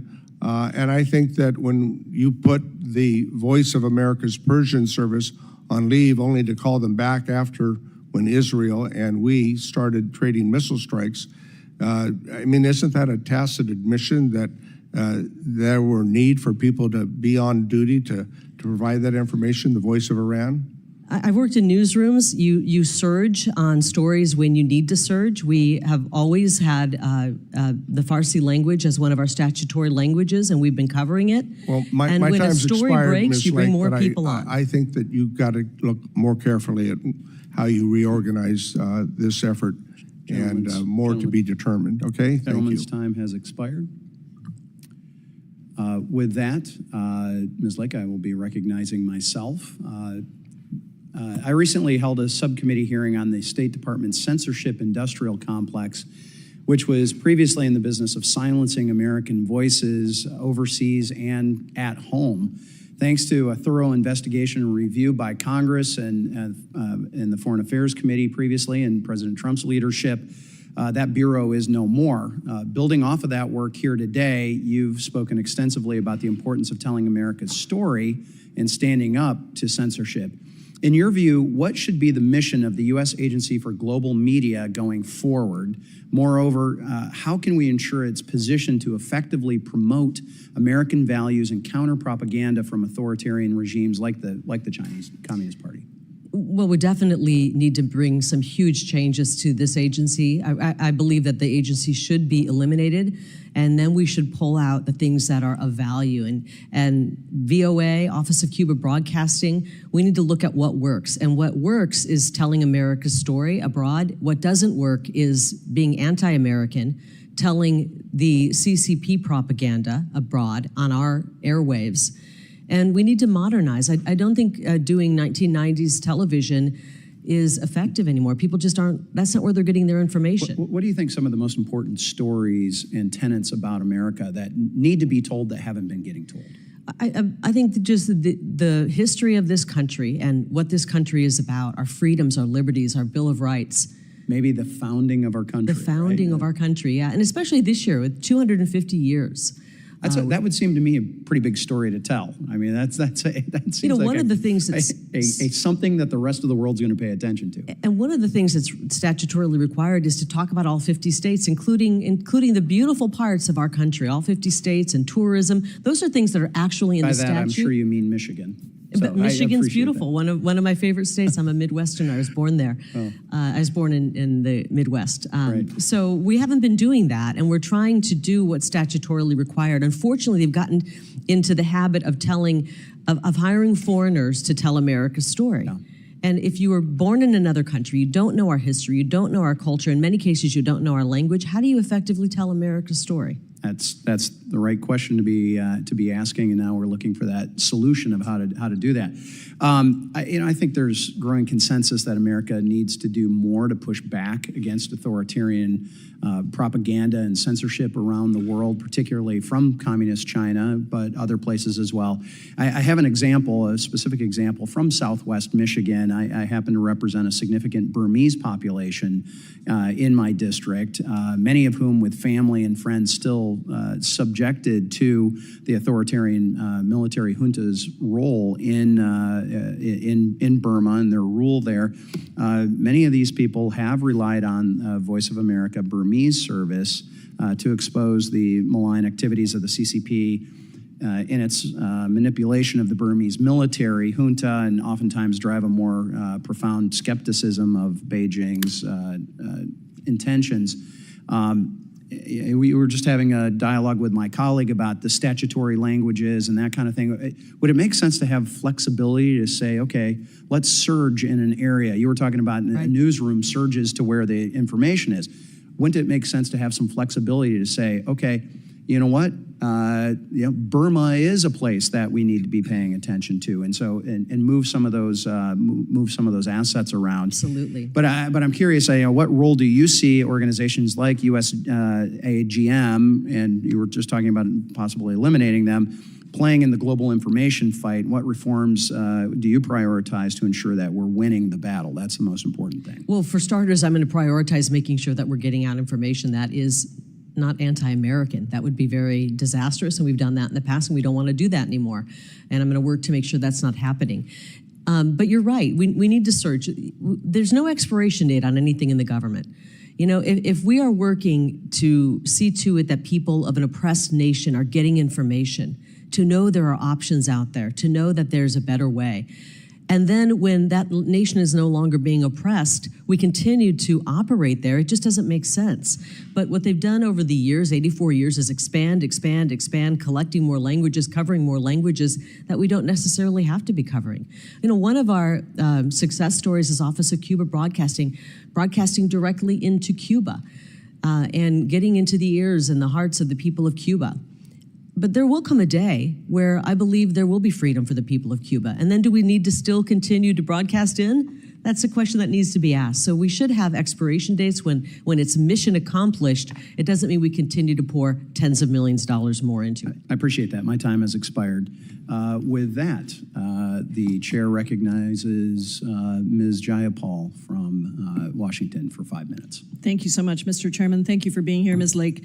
The U.S. Agency for Global Media is tasked with providing unbiased news worldwide to over 427 million listeners, many of whom live in countries without freedom of press or freedom of the speech.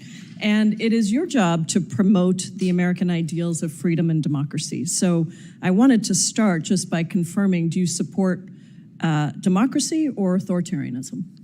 I think that's pretty obvious. I support freedom and democracy. Democracy. Great. Would you agree that accepting the results of a fair and free election are critical to a functioning democracy?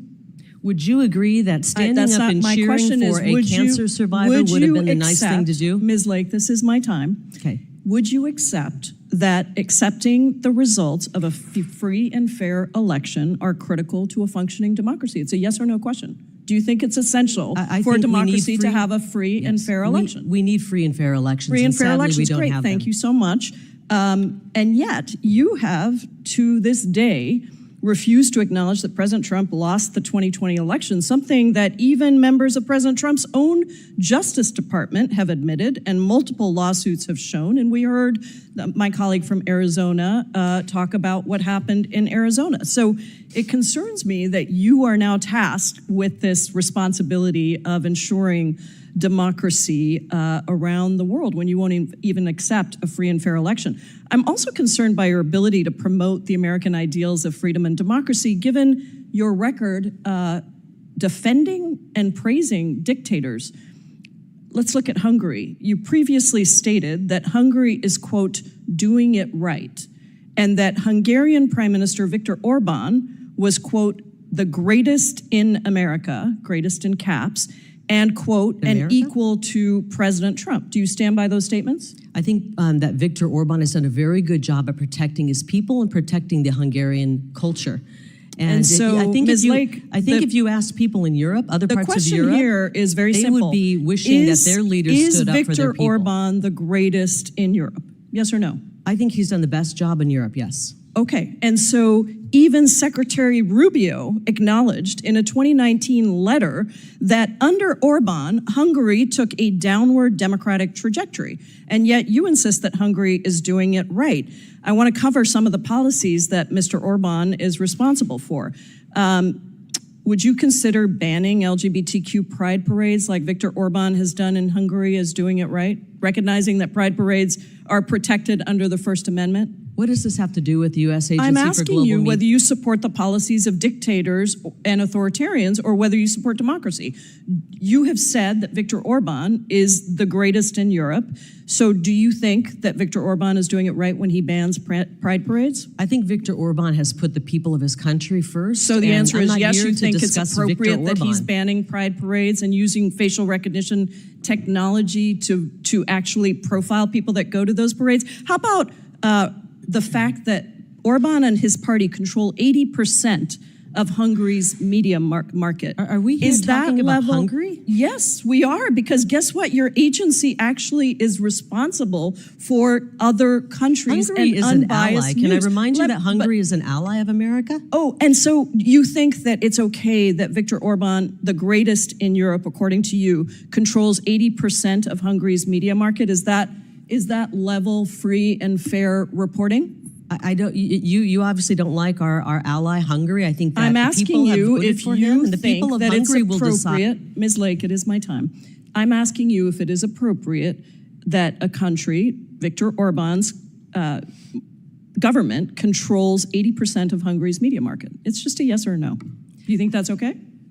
Think he's the greatest of all I don't time? have an opinion on what Viktor Orban is doing in Hungary. It's not up for Other debate. than I It's know a he puts his fact people that has been first. documented by numerous organizations. who? Now, Can not you tell me only where that have you fact come from? supported, not only Where have did you that supported. fact come Excuse from, me, Ms. Lake. Representative? I'm sorry to remind you, you are not a governor. You're not even a candidate for governor. You're here, and this is my time. Not only have you supported dictators that have supported policies that erode democracy, you also spread claims promoted by Russian state media that the Pentagon was funding bioweapon labs in Ukraine. These claims have been proven resoundingly false, even by Secretary of State Marco Rubio. Do you still stand by that prior Look, statement, Ms. Lake? I know that many members of Congress care more about Do funding you Ukraine stand than by that statement, order? which is clearly a lie? I know that you are voted. responsible for an agency that is supposed to promote truth, and yet, over and over again, you are promoting dictators and authoritarians and lies. So I am asking you if you stand by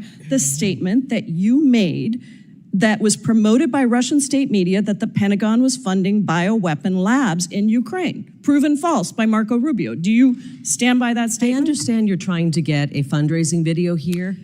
Okay, So well, let me you help clearly make- don't let me understand that reminding you the are ladies, actually time here has before expired. before Your time Congress. expired, Mr. Ms. Chairman, I Jayapal. just want to say you had that more than enough time. I gave you a few extra I seconds, understand, and your time and has expired. unfortunately, and I now recognize Representative Ms. Lake Davidson. is not responding Can to I the have questions. just 1 second to respond? Because who is going to be speaking Representative next? Davidson is next. Oh, may I have just 1 second to respond to that? Obviously, from some of the questions we're hearing from the Democrats, they care more about a lot of other countries than America. And we've seen that in their votes, with the money they voted just to spend in Ukraine killing people. Thankfully, we have a president in Donald J. Trump who's going to help bring peace. Maybe we could have regular order, Mr. Chairman? Seems pretty regular to me. Representative Davidson is recognized. Thank you, Chairman. Thanks for having this hearing. Ms. Lake, I want to let you know that Voice of America is just such an important part of Ohio's history. In Westchester, Ohio, we have Voice of America Park, and it recognizes the Voice of America Bethany Relay Station, which served as a key anchor to get the message that Voice of America was broadcasting, whether to Europe or South America, and Crosley Broadcasting's there. So I'd invite you and your team to come to Westchester, Ohio at some point and tour the museum, highlight the history of the Voice of America. Of Ohio. I think the values that Voice of America, put into action, really, and made known, America's values, are part of the story of victory in the Cold War. And in Munich earlier this year, Vice President Vance gave a speech expressing his fear that in Europe, these freedoms are under attack. The things that we fought to protect Europe from, we now see, speaking of sanctuary, we have people claiming asylum from the UK, from Germany, and from Poland in Hungary today. Mm-hmm. So they are protecting civil liberties for people that are being put in jail for memes in places like Germany and England. So, looking at widespread censorship online, you look at the values that seem under attack by the digital regulation in the European Union. Voice of America can still play an important role in the world. So unfortunately, we've seen our institutions that help defend democracy being wielded in some ways to undermine it, even within various administrations. So I think your reshaping of this institution is incredibly important. Unfortunately, revelations from Voice of America show the U.S. is not immune from actions to shape speech. a new iron curtain is falling over the West under the guise of censorship. If you have unapproved views on migration, vaccines, or election results, or any number of things, your freedoms can be taken away because the woke religion has its own heresy code. People are seeking to use components of our own government to enforce their political ideology. So, Ms. Lake, can you expand further on the bias which has USA GM has operated over the years? I would love to. I mean, actually, I wish I didn't have to. I wish that I could report to you that there was no bias, but there's been a lot of bias. And I've got just a few headlines here. This one says, Voice of America slants news, delays Biden's debate stumble story. Voice of America election news went from 1996 to 2020, went from balance to bias. Will Voice of America campaign video that they ran for Biden help him win Michigan? Why is Voice of America getting involved in politics? How about this one? Voice of America director Amanda Bennett resigned amid accusations of failing to stop China and Iran propaganda in VOA programs. And guess what? She was then hired back by Joe Biden to run the agency and nearly ran it into the ground. She's the one responsible for $250 million 15-year lease in a swanky high-rise that they were going to put VOA in had I not stopped it. And this high-rise isn't even equipped to do broadcasting. That was going to cost the American taxpayer another $100 million at least. When are we going to start putting the American people first? Yeah, thanks for highlighting that. America's resources should advance America's interest, and thanks for being a good custodian of that. Reading in background for this, I was stunned to find that Voice of America's former associate editor for news standards, Carol Grunsberg, directed staff to, quote, avoid calling Hamas and its members terrorists, in quotes. Why do you think Voice of America was hesitant to call Hamas and its members terrorists?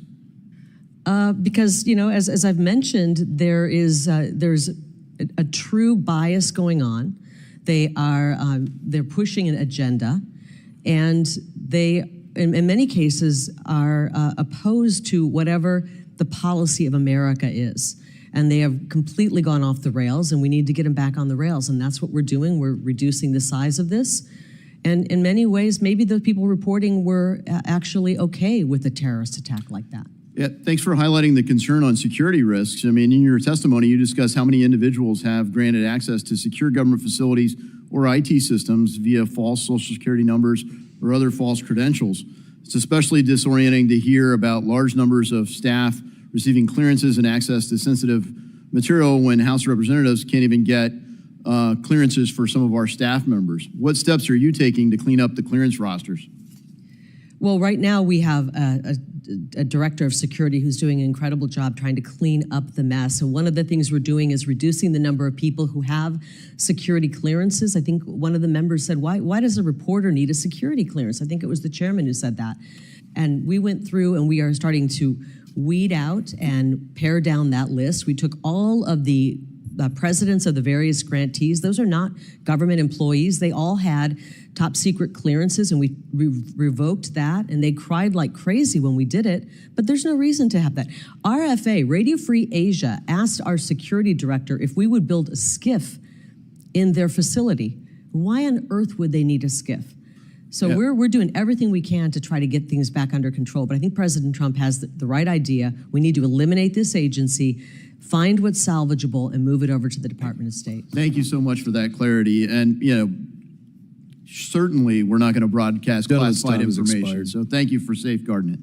Chair now recognizes Representative Olszewski. Thank you, Mr. Chairman, and thank you to Chairman Ranking Member Meeks for convening this hearing. Thank you, Ms. Lake, for joining us today.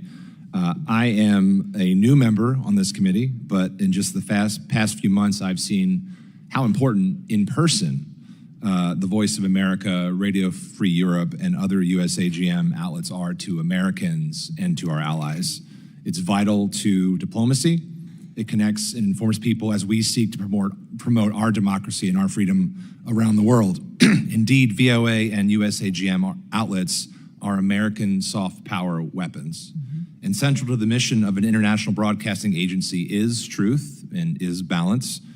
What we share with the world should be rooted in fact so that America maintains its credibility on the world stage. I'm sharing these concerns because I recently know through my travel and in some countries that U.S. AGM is the sole source of credible information. I was just in Taiwan, where government officials and NGOs made it clear Radio Free Asia is an indispensable tool against PRC misinformation and aggression. And to that end, Mr. Chairman, I'd like to enter 2 articles into the record, one from Politico, Moscow and Beijing rejoicing at looming death of Radio Free Europe, VOA, and another one from the Washington Post, Chinese propaganda surges as the US defunds Radio Free Asia. Without objection. Thank you. Ms. Lake, I have just a few questions today. I hope the first one is pretty simple. Yes or no, do you believe in the mission of USAGM and its grantees are important? It's really like the yes or no answers, I think that's a don't pretty easy one, but. I believe in the mission. I wish that it were followed. Okay, and I appreciate that, but worry that, as my colleagues have shared, executing on that mission is very difficult with an administration that is gutting our only way in some parts of the world of sharing the most, in the most oppressive of media markets, information that needs to be shared. Media reports, for example, indicated that VOA broadcast just 75 minutes of content to its audience in Iran over the past few days, knowing that we used to broadcast 24/7. And I know that you mentioned that there's not a huge audience, but it's come to my attention that VOA's Persian audience has actually doubled in the past 4 years. As of June 2023, in the middle of that growth, it was measured that the outlet was covering almost 16% of all adult Iranians. So I just would say, as we're facing a very unsettled world, I think having information is really important. And so I think that is perhaps why we're seeing, as in the articles I shared, that our adversaries are in fact celebrating this retrenchment from our involvement. I'd like to read an article. You know, can I say something about that? I think I'll give you an opportunity, ma'am. might be I'm happy to give you an opportunity. Quote, the so-called beacon of freedom, VOA, has now been discarded by its own government like a dirty rag. This is from the Chinese Communist Party's owned Global Times paper. Chinese Ministry of Foreign Affairs spokesman Mao Ning seems to agree with your characterization of VOA as, quote, a lie factory that stirs up conflict, with a notorious track record in their China coverage. I guess my question to you, is it concerning, or should it be concerning to us as members of this committee, that you share the same opinion as a Chinese Communist government spokesperson? The Chinese government, if they are upset about having less coverage, it's because they were in control of a lot of our coverage. The CCP, and I think you came in late, actually no, ma'am, I've been here the entire time. Oh, I'm sorry, I didn't notice. The CCP has more control over what we put out editorially than people who are management at the agency. Do you think that's okay? No, I think we should be putting out truthful information, and sometimes, and as you see here, the former leader, and we should go after that. And sometimes, but what I do, what is concerning to me is if you, and you've already said that your goal ultimately is to move this agency and its independence, which is truly a core pillar of journalism. As someone who is in journalism, having that independence is absolutely important. There's no other way that we're going to be a credible source to the world if other governments and other members of countries see what we're doing. I mean, first of all, we're not communicating, but when we do, they have to know that the information is real, it's authentic, and it's actually advancing American interests. I very much look forward to working with my colleagues on the committee here so that we can make sure the information is truthful, it is factual, and that it advances American interests. You have my commitment to work with you on that, but we have to make sure that we're actually promoting those interests through supporting this work. Hopefully we can root out the Russian, Chinese, Iranian propaganda that has been prevalent on our airwaves at VOA, and we're going to work to do that. Chair now recognizes Representative Barr. Thank you, Mr. Chairman. Ms. Lake, I'm sorry you've had to endure these ad hominem attacks, which are clearly designed to shift focus away from the patriotic work that you're doing to honor hardworking American taxpayers, and make sure not only that you're cleaning out the corruption and, frankly, the rot within this agency, but actually advancing American national security as opposed to actively undermining it. That's right. And to my colleague who just asked you about Beijing and Beijing rejoicing, the reason why Beijing needs to be a focus of this conversation is we need to be asking the question, I think you just did, why is the Chinese Communist Party in charge of VOA? Why are they running VOA? Past leadership of the VOA Mandarin Language Service conducted annual meetings with the Chinese Embassy in Washington, D.C., allowing Chinese embassy officials to opine and make suggestions on VOA Mandarin Language Service content. Chinese Communist Party officials have also reached out to VOA hosts to convince them to be more supportive of the communist regime, and the outcomes have actually rewarded the CCP's efforts. VOA's Mandarin language service personalities have hosted events at the Chinese embassy, and one of VOA's television editors even publicly pledged his allegiance to the People's Republic of China at a Chinese embassy event. Is this correct? This is correct. This is correct. And whistleblowers in the agency and in the Mandarin service who tried to stop that were fired or got so burned out trying to stop it, they left the job. So VOA also allowed communist Vietnamese and communist Chinese embassies in Washington, D.C. to pressure them into removing videos, cutting short live interviews, or changing story angles so that the coverage was more supportive of the communist governments of Hanoi and Beijing. Is this the voice of America, or is this the voice of Beijing? Some have said it's the voice of anti-America. Yeah, so I think that your efforts to reform the agency are vital to American national security. Why are we allowing the CCP to run the VOA newsroom while the U.S. taxpayer is on the hook for this? Are any of these VOA employees who acted on behalf of the Chinese Communist Party, are they still employed?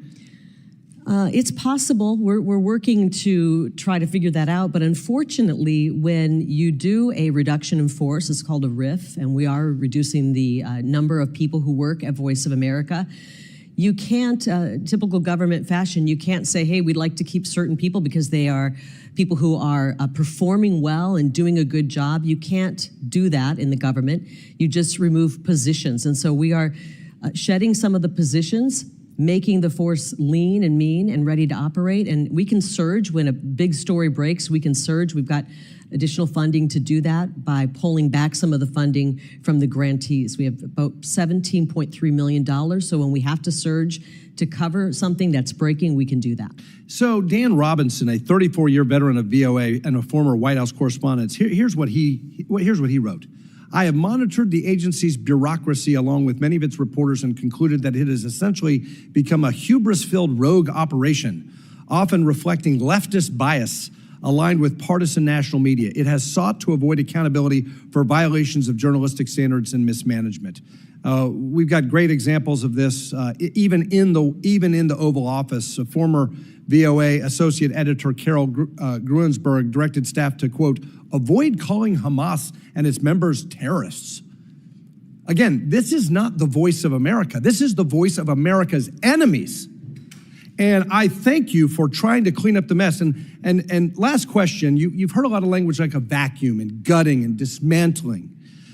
I want you, Ms. Lake, to clear the record once and for all in this final question. Address the hysteria from the administration's critics here and clarify what is the administration's objective here. Is it to end U.S. international broadcasting, or is the goal to reform the agency so that actually is the voice of America and not the voice against America?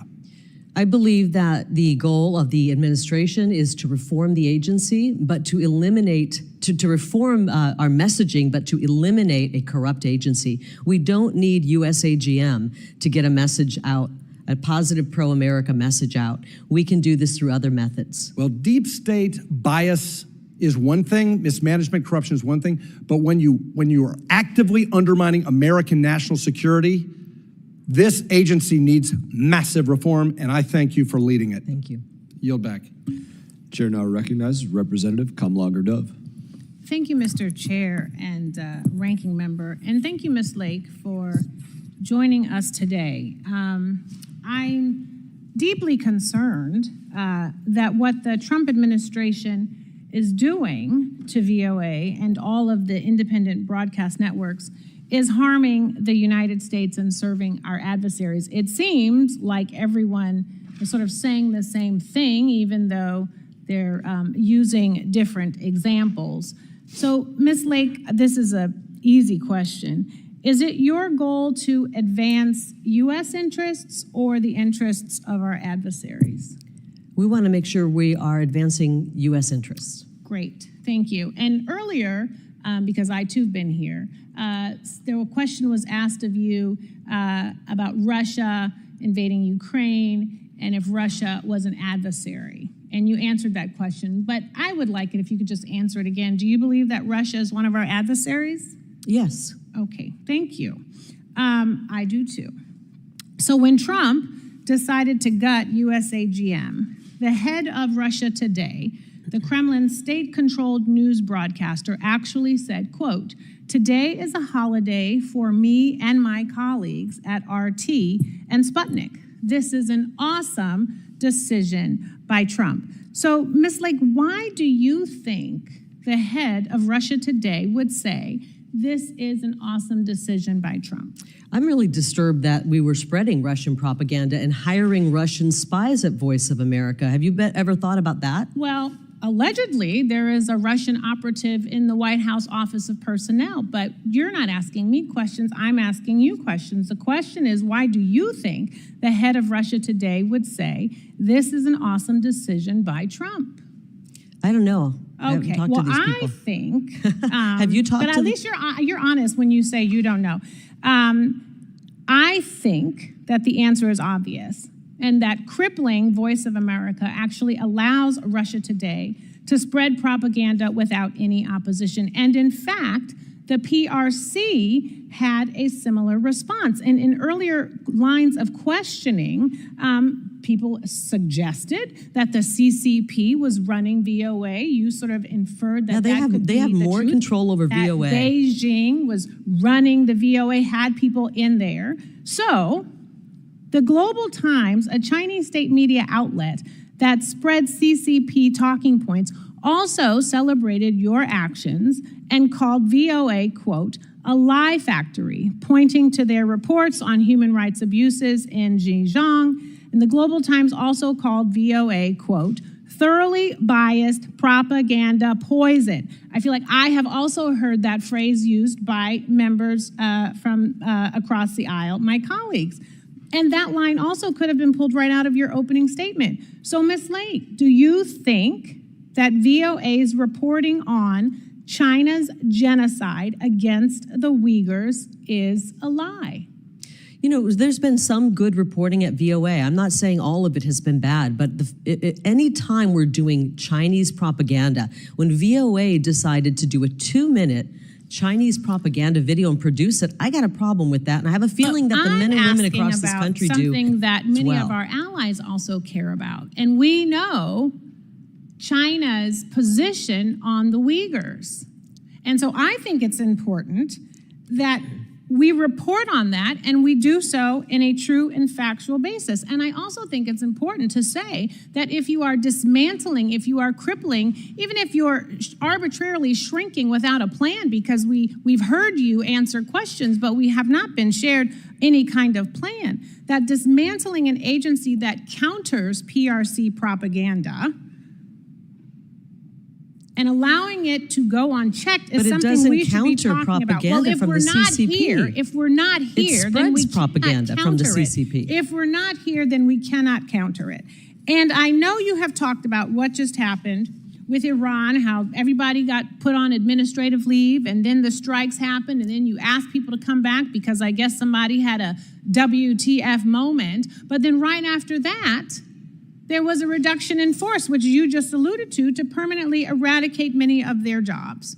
And so I am just saying that we have to have folks in place to respond to crises, immediate, emergent, on the horizon, and we can't do it with only 2 people in an office using a smartphone, waiting to get direction from a security advisor who hasn't even been confirmed or brought up for confirmation from the Senate. And with that, I yield back. Gentlelady's time has expired. I can say for myself, I appreciate that a lot in journalism are freelance journalists and they're not constantly on the payroll. I think it's a good model that the U.S. government should look at. When are they needed and when are they not? Chair now recognizes Representative Baird. Thank you, Mr. Chairman. And Ms. Lake, we really appreciate what you're trying to do in the reform and really appreciate you being here. You know, my question focused on, I know some of my colleagues and the public observers are really concerned about what's happening in the USAGM and are unhappy about what seems to be reducing its capacity to communicate with foreign national populations around the world. Of those, you know, Chinese, North Koreans, Cubans, Venezuelans, Russians, and Iranians. They further claim that our reduction in withdrawal from the broadcasting spaces will create a vacuum that these other governments, many of which are communist governments, will be happy to fill. I'm not sure that I agree with that at all, but I would ask you, how would you respond to these critics for your current efforts to consolidate broadcasting efforts? We can't continue to spend money the way we have in the federal government. There have to be ways that we can reduce the spending. And President Trump has determined that this is an agency that we can reduce the spending. We don't need to be broadcasting in all of these languages. We need to be more nimble and focus on areas where the U.S. government and where the United States needs to get a message out to people. And I think we can do a better job at it when we're nimble and smaller. And we have proof of that because our Persian team that came to work when the bombs dropped on Saturday and the president did his address, we sprung into action, we got the message out, and they said, in a way, it was easier to do that because it wasn't such a big group. I understand that, and that makes it more nimble, and you said that in earlier comments, and so that's very much appreciated. So do you think the United States needs to fund the international broadcasting operations into all of these and other countries in order to influence those populations? Do you think we have the ability to influence populations, and getting that information to those populations is worthwhile? I think we have the ability. Information it can be used to influence people in many different forms, whether it be through social media, and governments are doing this. They're seeding narratives on social media. It's how things are done. China's doing it, Russia's doing it, America's doing it. The question is, do we need to spend the money that we are spending? Do we need to spend nearly $1 billion? Should we be spending hard-earned tax dollars supporting and sponsoring an Afghan cricket team? Should we be putting $100,000 towards sponsoring an Afghan cricket team? Is that the best use of the money? Is that what we're supposed to do with it, or are we supposed to be telling America's story abroad? There's so much misuse of public dollars in this agency that it needs to be scrapped, and we need to salvage what we can. But it's really like a rotten piece of fish. And you're looking at it and you're saying, is there anything we can pull out of here and eat? And it's best to just scrap the whole thing and start over. And I think that's the way we should go forward. That's my personal opinion. You know, you touched on something that's dear to my heart. I never forget in the actions that I take here that someone back home is working hard to pay the taxes, to put the light bill on, and to make sure we have an office like this. And then we need to have the responsibility to oversight to make sure those dollars that are going to other countries and other places are being used efficiently and effectively. And so I really admire your approach to that. One last question. What do you really think? You know, I've heard you mention social media and some of these other aspects. What do you think is our best way forward? Do we focus more on social media, or do we, how's our best way forward for trying to communicate? You know, different countries have different ways and different access to different things, but social media is becoming stronger all the time. So what's your opinion of that situation? I think we have to move further away from, like I said, doing 1990s style television. I mean, you know, you look at President Trump communicates with the world with a simple tweet. And it's very effective, and hundreds of millions of people hear what he has to say. Joe Rogan, a one-man show, reaches hundreds of millions of people. We don't need thousands of people to tell America's story. People are telling America's story on social media. We can do it, as I said, in a more nimble way and focus on ways that we're telling it appropriately. And right now, as I said, the pro-Iranian regime coverage that's come out of this, the pro-CCP coverage that's come out of Voice of America. This thing has gotten very rotten, and we've had pro-Russian coverage coming out. We've hired Russian spies. Radio Free Europe nearly hired 20 Russian spies. If not for being tipped off, they would have had 20 Russian spies working in that outlet. And God only knows what kind of damage they could have done. These things are a waste of money. They're spending money like there's no tomorrow. Salaries are out of control. The president of RFE makes more than $320,000, I believe, and then you add all the other leadership in these various grantees. This is a hard-earned taxpayer dollar. And I think about the people who are working hard and barely make ends meet. I think about the overnight truck driver who's doing the overnight shift. I think about the teacher who's working hard and barely has time to come home and spend time with their own kids. I think about the farmer in Iowa who's working long hours and having to pay the government tax dollars. And it's going toward, for God's sakes, a cricket team in Afghanistan, and it's going to hire spies. This is outrageous, and it's got to stop. And thank God for President Trump for having the courage to say. My time's up, and so I'll yield back. Chair now recognizes Representative Amo. Thank you, Mr. Chairman. Thank you, Ms. Lake, for being here. Since its founding to counter Nazi propaganda during World War II, Voice of America has been a beacon of free information in repressive countries. Voice of America's parent agency, the U.S. Agency for Global Media, or USAGM, has provided access to the free press and information in over 50 languages around the world through radio, television, and internet programs. These programs, as you know, are often the only reliable news sources free from malign government, foreign government influence. The programs promote free thought, democratic values, and American credibility while countering authoritarian propaganda and disinformation. However, under your leadership, Ms. Lake, USAGM has been shattered. At the direction of President Trump, you cut programs, slashed funding, and tried to shutter our global news network. Now journalists are in increased danger, and reliable news is no longer accessible for millions around the world. The editor of the Russian state media network, Russia Today, celebrated your work to close Radio Free Europe, another USAGM subsidiary, saying, quote, "We couldn't shut them down, unfortunately, but America did it so itself." If our adversaries are cheering this decision, why make it in the first place? Why, after decades of successful work and experts celebrating the effectiveness of these programs, would you end them? Why would you side with our adversaries who spread disinformation by removing respected programs that counter their propaganda? Maybe it's just your track record and history of attacking the media. You know, during your first failed run for public office for governor of Arizona, you called reporters the right hand of the devil. Maybe it's because you have a history of sharing disinformation yourself. You refuse to admit still who won the 2020 presidential election, falsely claiming it was a rigged election. You called the January 6th insurrection here at the Capitol a staged riot. You refuse to admit you lost, both in 2022 in a gubernatorial race and in 2024 for the U.S. Senate. The disinformation you spread during your failed campaigns were paper cuts, however, compared to the gaping wounds that will take root around the world because of your destruction of USAGM.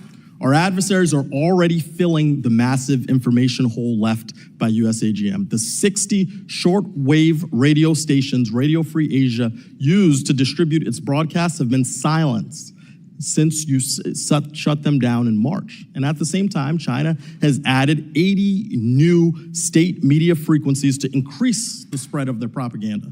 So instead of listening to free press and trusted news from Radio Free Asia, nearly 60 million people are forced to turn to the Chinese Communist Party.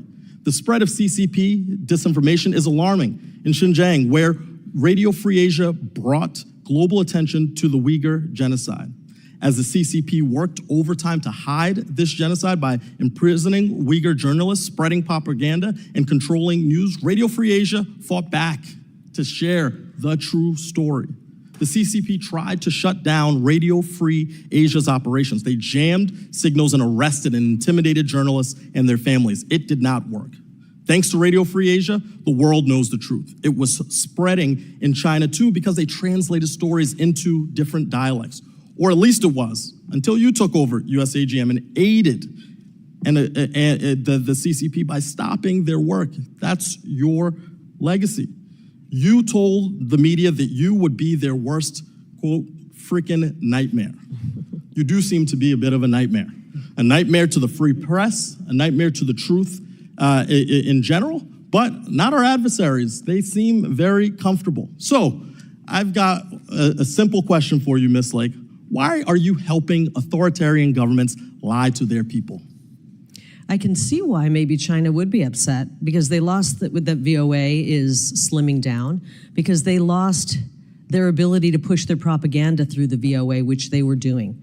I don't know if you were here earlier, but the CCP... I've been watching you. Don't worry. The CCP has a lot of control over what kind of content VOA does. You know who doesn't have control? People running the agency. The VOA could do a hit piece on you. They could lie about you. They could put the most heinous story out about you. And guess what, Representative Amo? You couldn't pick up the phone call and say, please don't do that. It's not true. They would sue you for a firewall violation. So we got to get a handle about what message we're putting out. And sadly, it hasn't been rainbows and lollipops, okay? We've been putting out a lot of anti-America propaganda, Russian propaganda. My time has expired. Okay, great. I yield back. Gentleman's time has expired. And I would remind my colleagues as well, it could be any one of them that was targeted by U.S. Agency of Global Media and by individuals inside of the headquarters on either side of the aisle. I look forward to hearing the results of that investigation. Chair now recognizes Representative McKenzie. Thank you, Mr. Chairman, and thank you, Ms. Lake, for joining us today. I think it is imperative that we recognize the challenge that VOA faces in terms of the infiltration that we've been talking about during this hearing, of the anti-American information that has been put out, whether it's pro-Russia, pro-China. All of this is problematic. And I think it's also a problem that members on this committee aren't willing to recognize that problem. If we can't all come together and recognize the fact that this organization and this agency is conflicted in many ways, I don't know how we're going to address the problem. So I appreciate the fact that you've recognized that, and your reform efforts are critical. If we want to actually advance America's interests around the world, get out this truthful information, we need to make sure that we are then going to be in a position to spend the dollars that we're appropriating for this program effectively. So the question that I have relates to two, I think, misuses of public funds. The first is about a lease. So we have a video that has been provided that shows a facility that was leased for 15 years, $250 million of taxpayer money to lease this lavish building in downtown Washington, D.C. on Pennsylvania Avenue. Nice. Yet at the same time, they are still occupying the Cohen building. So tell me about this new lease and what we know about it at this point. Well, their plan was to take this operation and move it into this building, a $250 million boondoggle that Amanda Bennett, the former CEO under Joe Biden's administration, the former CEO of USAGM, signed in this lease right before, in the fall, right before the election, to make the American taxpayers pay for this gorgeous facility. Have you ever seen a federal facility this beautiful, by the way? And there you go, you got waterfalls, you've got Italian marble, glass, and they were gonna move everybody over into this building. One slight problem, it's not set up or equipped to do any broadcasting. And this is a broadcasting agency. So we canceled that. We canceled that and tore up the lease and said we're not going to pay for that lease. Thank you for doing that, because that is just a shocking misuse of federal funds. And if we do want to actually carry out the good work that VOA possibly could do, we need to make sure that American tax dollars are being spent appropriately and not on wasteful leases like this one. So appreciate your effort to cancel that lease. The second thing that I would like to talk about is relating to some really egregious settlements that were carried out previously for former employees of the agency. And you referenced it in your opening testimony. So I would like to hear a little bit more about this. Again, it sounds like a misuse of federal funds. And if you could share some more information on that. I think a lot of DC lawyers figured out a quick way to make money is to sue this agency. This agency will roll over and pay off any settlement. As a matter of fact, one of our former attorneys at the agency upon seeing how many settlements were made there, said that she's never seen so many large settlements go out in any agency. I have in this binder 19 settlements. We only picked the big ones, over $250,000 settlements. 19 $250,000 settlements were made out of USAGM in the last 5 years.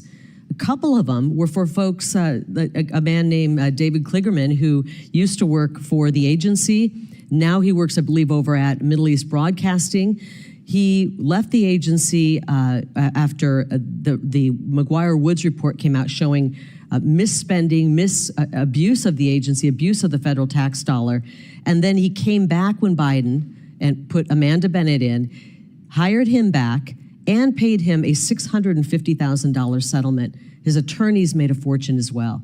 I think they figured out that they've got a compliant legal office at USAGM that will settle anything. All you got to do is sue the agency, and they'll throw tons of money your way. And that's another way they've pilfered tax dollars of the American people. Well, I appreciate your work to highlight the waste and misuse from the last administration. When our country is trillions of dollars in debt, running multi-trillion-dollar deficits every single year, we have to be good stewards of taxpayer dollars. It's finally time to do that. I'm glad this administration is taking on that effort, attacking waste and abuse of federal funds like I just talked about here. And if we actually want to get back to the mission of promoting American interests around the world, we need to do that with the tax dollars that we have available. And so these reform efforts that we're talking about today are so critically important. And I, again, want to thank you for our efforts and work with you hand in hand as we actually get back to the critical missions that this agency could provide for America and American interests around the world. Thank you, and I yield back. Chair now recognizes Representative Titus. Thank you, Mr. Chairman. Before I get to my questions, I'd just like for the record to show that the USAGM reported to Congress that that so-called swanky building that you just saw pictures of would actually save the taxpayers $150 million. So let's be sure we get our facts straight as we try to grandstand with pictures. No, I have some other questions for you. Thank you. Ms. Lake, do you agree that the U.S. Agency for Global Media should be a reliable and authoritative news source? Yes, and unfortunately it hasn't been. Well, I'm glad you say that because it's really not a matter of opinion, it's a matter of law. The law requires the agency to provide news which is consistently reliable and authoritative, accurate, objective, and comprehensive. Now, you criticize the agency as not doing that, but others think that the agency was doing that up until the time that Donald Trump took office. We broadcast news to hundreds of millions of people around the world and provided a crucial counterweight to the propaganda that was coming from our adversaries. Then President Trump decided to dismantle it, USAGM, with your help and all its networks. But in my view, the most ludicrous and concerning thing that has been done was to direct the agency to engage One America News to provide content for Voice of America and your other broadcasters. So I'd like to ask you, do you think UAN, One America News, is a reliable and authoritarian news source as the law requires? Yeah, I think they do a better job than most news outlets. They cover America. Well, let's look at some of the things that they've said, and you tell me that if you really And by think, the way, it was not my idea to do that. We it's were under your direction and from your president, who you have said is so wonderful. I'm surprised you're not wearing a MAGA hat here today. But nonetheless, I'm taking my time back. And I requested that we bring that in. I can keep talking over you forever, but let's look at some of the things that the OAN did, which it was given the contract, and they're doing it, whether it's from you or from the president that you admire so. They said the leadership there told its reporters to, and I'm quoting, minimize coverage of Russian aggression. Now, do you think that's reliable and authoritative and better than other news agencies to minimize coverage of Russian aggression? I'm not making the rundown of what airs on One America's Voice, but they have to cover, or One American News rather, they have to cover what is of interest to them and to their viewers. But they're the ones who now have the contract to put out the news to all these different agencies that are under your direction. Shouldn't you be aware of what kind of news they're putting out? I don't tell them what to put on the air at Voice of America because of an editorial firewall. Apparently, the CCP has more say in what goes over the air. Oh, I think at that's Voice being a of little America. ridiculous. I don't think China's over here telling OAN what they can cover. I don't think China told them to minimize their coverage of Russian aggression. Talk to some of the whistleblowers. Here's something else. Let me ask you if you think this is a good coverage. Their programming for the agency, they were told also minimize coverage of the Pope because he has been making comments about climate change and advocating action. You think that's good coverage, not to cover the Pope? You think that's reliable and authoritative? It's not my decision on what is airing on OAN. You're in charge. I'm not in charge of OAN. You got the contract with these people, so it seems like it's your decision. Here's something else. The reports say that OAN instructed its employees to report only on good polls for Donald Trump. Only on good polls, and they perpetuated the lie that Donald Trump won the 2020 election. That's the news that we're putting out to the rest of the world under your leadership. They were one of the only outlets that had the courage to cover elections. Oh, please. You're going to say we're going to only cover good polls for Trump and still continue to say that the 2020 election was rigged, and that's the news we're putting out to the rest of the world, and that's the ones who have the contract. Let me see if I can pull the phone number for the person who runs OAN, and you can have a conversation about the content. I would hope you have the phone number. You're the one who's I'm worried entered about into the content on Voice of America. If you're worried about the content, that has then been why aren't you supportive worried of our about what these adversaries? people are saying? They're supposed to be under the law, authoritative, and reliable. And now suddenly, after knowing all these details about the number of spies and what the Chinese are doing, you don't know what OAN is doing, and that's the ones you have the contract with. I find that either... We don't have a contract with them. We have an agreement if we want to air their... an agreement. And I can't believe that. I can't believe you know everything about all these other agreements, but not about the one that's doing the news for us, that's supposed to be reliable and can't cover the Pope, can't cover Russian aggression, which would mean Ukraine, can't cover that the election was legitimate, can't cover any negative polls for the president. I'm shocked. This is just one I yield back. option I yield back. It's the best news I've heard all day. Gentlelady's time has expired. Chair now recognizes Representative Burchett. Thank you, Mr. Chairman. Thank you, ma'am, for being here. I think what you're seeing on display here today is the far left is sacrificing their moderate, a lot of their moderate members just to protect themselves. I think they're more important to stay in their corrupt little cocoon of power than to do what's right for this country. And I want to thank you, ma'am, for the work you've done. I noticed you were talking about real estate. I didn't have it in my notes, but I remembered in another hearing that we had in an empty building that we were renting out that Chairman Green had us, Marjorie Taylor Greene had us in the Doge subcommittee that I asked a question about, do members of Congress own real estate that's being rented to the federal government? And the answer was yes. And if we had legitimate media in this country, that would have been a 60-minute story. That would have been something that would have been done over and over again. And it's clearly, and they're stealing from all of us, the left, the right, the middle, everyone. And you clearly have a record of going after political hacks. And I salute you for that, ma'am. This town is full of them. Yes, ma'am, it is. And I'm from Tennessee, and we're sick and tired of paying for this garbage. And I want to thank you. Is the U.S. Agency of Global Media absolutely necessary to the function of the United States? No. Okay. To think that we're putting out some radio show in the land of computers and internet, to me, is very antiquated. We might as well be riding a Model T down the middle of the street. Maybe it looks good and it brings back old memories, but dadgum, it's not very efficient. And I see you're more of a efficient. It's a relic. Yes, ma'am, it is. It's a Cold War relic. And I'll ask you another question, a little more direct. The lady named Satara Siege does she work for the U.S. Agency for Global Media? Do you know? I don't believe she works there anymore. Okay, because in 2017, Ms. Siege was fired from the Voice of America, Persian news network, for lying on her resume, providing federal contracts to her friends, and using tax dollars for personal travel. In 2021, about 8 hours after Biden was sworn in, Ms. Siege was given a job right back at the U.S. Agency for Global Media. And during the last Congress, she and others at the U.S. Agency for Global Media actively worked to discredit a report from the committee by then Chairman McCall, which detailed her actions and included whistleblower complaints stating she and others threatened subordinates at work.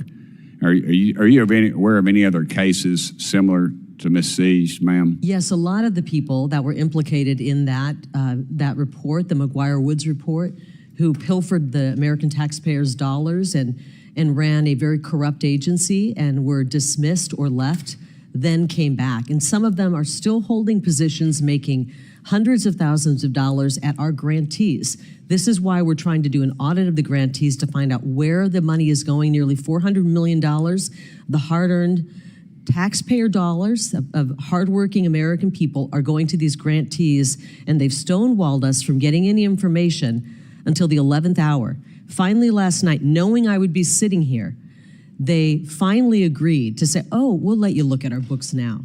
It's a joke, what's going on. And the joke is going to end, and we're going to bring some accountability to this agency because the people of this country are sick and tired of the crap going on in Washington, D.C. They're sick and tired of their money being spent in a way where it's not only being wasted, but where we're putting out Russian propaganda, where we're putting out CCP propaganda on Voice of America.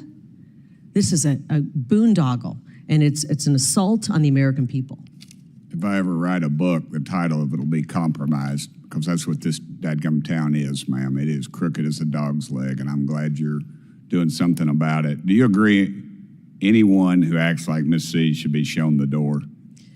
Absolutely, and we are showing people the door. And I thank you for that.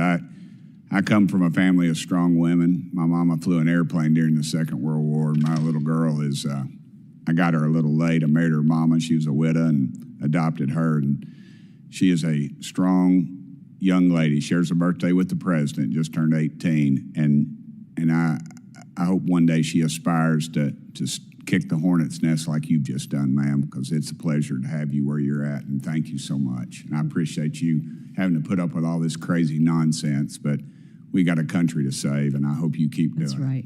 That's right. Thank you, ma'am. And you know, they've sued us. They've tried to stop us. They want to stop President Trump from making America great again. These same people who refuse to stand up and cheer for a 13-year-old boy who's battling cancer.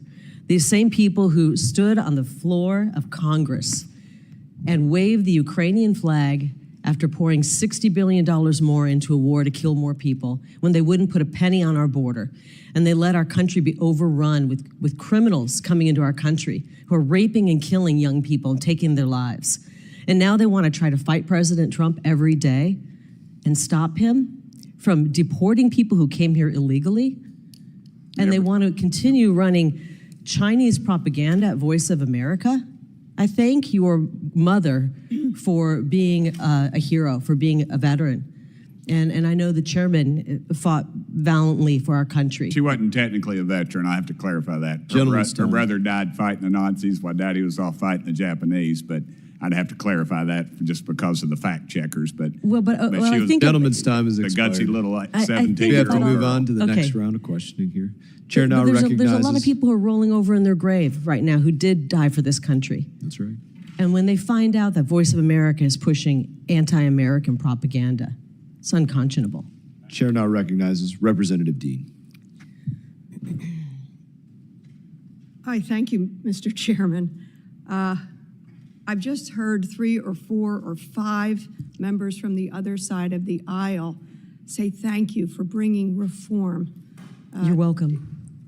No, but let me finish my sentence, please, because that's not what you're bringing. They obviously didn't hear your testimony. They did not read your testimony, and I'll read part of it. And you said it again today. I was sworn in at USAGM on March 3rd, and it became clear in the following weeks Today you said in days that reform was not possible. They missed your premise. Reform's not possible. You figured that out in days. When asked what review you had done of this very large agency, you had no answer. I do have an excuse answer. me, this is my time. You'll wait for my questions. You then went on to say, this is filled with a bloated staff who hates America. You have been holding up photographs after photographs, including the image of the President of the United States. I feel like I am suffering through a propaganda war through your testimony. So I can see why the other side of the aisle, which is now not here, was utterly confused and congratulating you for wanting to reform this agency. No, because here's what you said. And I'm a former professor of writing. I'm somebody who is really skeptical of euphemism. You've said over and over again, you just want to reduce it to its statutory minimum. And then you said, and that it will be gone by 2026. You want it gone. The president wants it gone by 2026. I ask unanimous consent to enter onto the record this article: Moscow and Beijing rejoice at the looming death of Radio Free Europe, VOA. I ask unanimous consent. Thank you, Chair. No, that is not for you to speak to. That's what we do here. This article: Chinese propaganda surges as the U.S. defunds Radio Asia. I ask unanimous consent. Our adversaries are delighted with your plan, delighted that you'll be stripping this thing out. And I'm puzzled. My question really today is for Republican members. Think of the vaunted VOA. I have had the opportunity to visit VOA and many of the journalists who have worked at VOA. It is something that this country has been very proud of. And yet in your beginning testimony, you talked about, oh my goodness, USAGM, quote, hires a large number of foreign nationals, including from countries hostile to America, and uses J-1 visas as a shadow jobs and backdoor immigration program. Number one, again, propaganda, misinformation, J-1 visas are non-immigrant visas. Number two, and this is just a question of logic and basic understanding. Think about it. Many of the journalists who report through these supported networks are native to the countries in which it is critical to transmit accurate, factual, and legal, linguistically fluent information. Of course, they should be hired. But you use as though that's a bad thing. Large number of foreign nationals, as though there's some other, as though there's a reason to demonize them.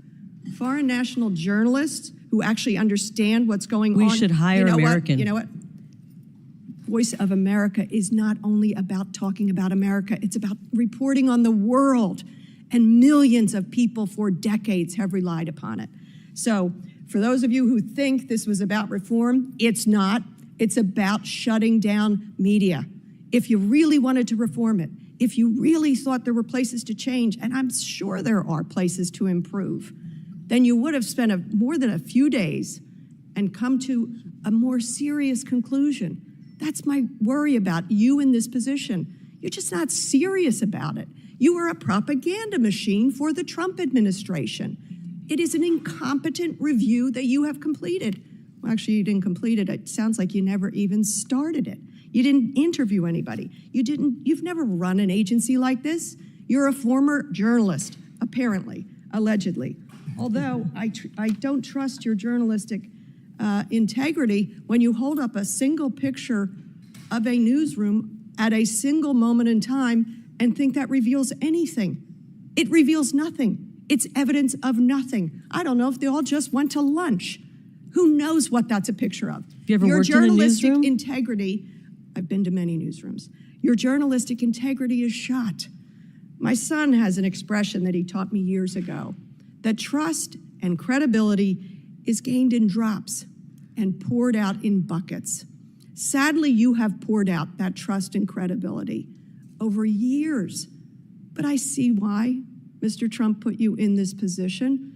He doesn't want a free press. He doesn't want Americans, soldiers across this globe hearing the facts of what's going on. He doesn't want our adversaries to actually know what's going on.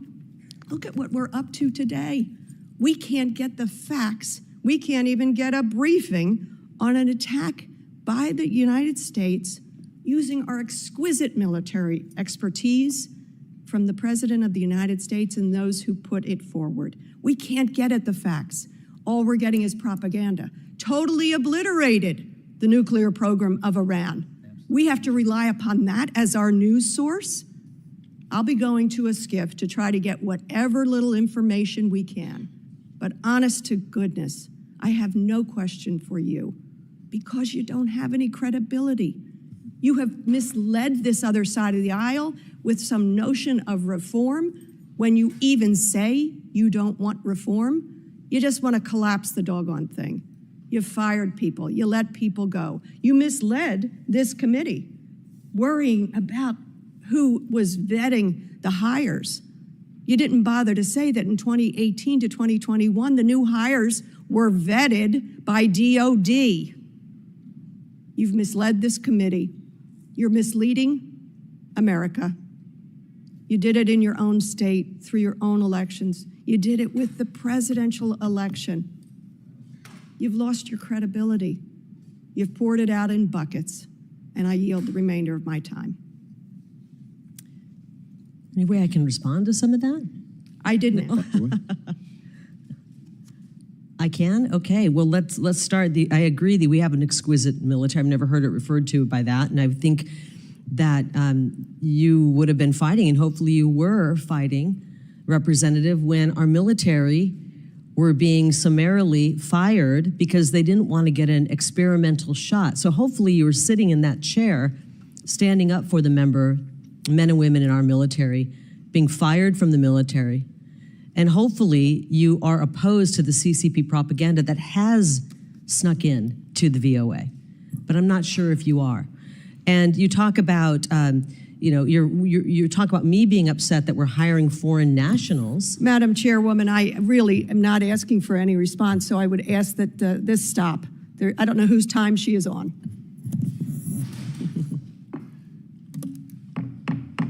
Thank you very much. I now recognize myself to ask questions, and I want to thank the committee chairman Best and ranking member of this committee for holding today's hearing. And I want to thank you, Ms. Lake, for joining us today as we work to reform U.S. AGM to its intended purpose as a national security tool. And I know some of my colleagues have already mentioned this as well, but these past few days, the world has been watching the Israel-Iran conflict. And as Iranian audiences are desperate for critical information, the digital content from VOA's Radio Farda has surged with noteworthy spikes in viewership. Meanwhile, North Korea's state-run newspaper, the Nodong Shinmun, condemned the United States for the recent U.S. strike on Iran's nuclear facilities. Without reporting from the outside world through VOA and RFA, most North Korean civilians only see the United States as the bad guy who, with no factual background or understanding of the risk of the nuclear development. So I worry about the US government's ability to win in the information domain during the next crisis, which could be just around the corner. For example, Taiwan Strait crisis. Is the United States able to rapidly disseminate information and counter Chinese disinformation without entities like RFA, who have had a long-standing and unique presence in the region? I acknowledge that we need accountability and transparency within US AGM and among the grantee organizations, but we need to accomplish this with measured congressional review and reform that does not unintentionally cede ground to our adversaries. So let me ask you first line of questioning related to the retaining the critical functions of VOA. With the recent events in the Middle East, we saw a last-minute scramble to bring back VOA Farsi-speaking staff who are on administrative leave. Meanwhile, dramatic cuts to RFE, RL, Radio Liberty have crippled the Persian language service to Radio Farda. The U.S. AGM reorganization terminated over 1,400 positions at Voice of America and spurred massive layoffs at the grantee organizations. So did you and your team have any concerns about how these terminations would severely limit the U.S. government's ability to support the flow of accurate information abroad? Could you explain why or why not? I don't think it will limit our ability to tell America's story abroad. And we are doing that. And you said scrambled to bring people in. I wouldn't say scramble. I think when breaking news happens, if you've been in a newsroom, you get, you could call it scrambling if you choose, but basically when breaking news happens, it's all hands on deck. And these professionals came back in and they're still with us and they're still employed. And they got to work as you do in a newsroom, especially when news happens and it's not at their normal time where they would normally be in. You come into the newsroom and you cover the story, and that's what we're gonna do. We can do it with a smaller staff. This newsroom should have been downsized a long time ago, but because it's the federal government and they don't believe in downsizing at all, it hasn't happened. Too many people were working in the newsroom, and we've shrunk that down in order to meet the president's statutory his requirement to bring it down to statutory minimum. Okay. Let me get to the next line of questioning regarding the grantees then. The RFA has been vital in countering the Chinese Communist Party's propaganda, whether it was exposing the CCP's ridiculous attempts to blame the US for the COVID-19 pandemic or uncovering the Uyghur genocide to the world that left RFA Uyghur service reporters and their families vulnerable to CCP harassment. USAGM's journalists have spent decades building credibility and trust with audiences that have grown dramatically in recent decades. With the reorganization, however, the grantees have had to let go of a significant portion of their employees and are unable to effectively fulfill their mission. So what strategy can you explain to us do you have in place to ensure we preserve the respective missions, the talents, the functions, and on-the-ground expertise of the grantee organizations? Well, a lot of what the grantees are doing was duplicitous of what we're doing at VOA. Why do we need RFA to be doing a Mandarin news service when we at VOA are doing Mandarin? Why do we need to have taxpayers pay for that? And also, we don't have a grant agreement, a current grant agreement. We're working to get one, and they have not been cooperative. The grant agreement that was in place, that the Biden administration put in place with these folks, had no transparency. And we don't have a current approved financial plan from these grantees either. And then they choose to sue us. They choose to sue us in the middle of this. My understanding, the VOA operation is pretty much gone.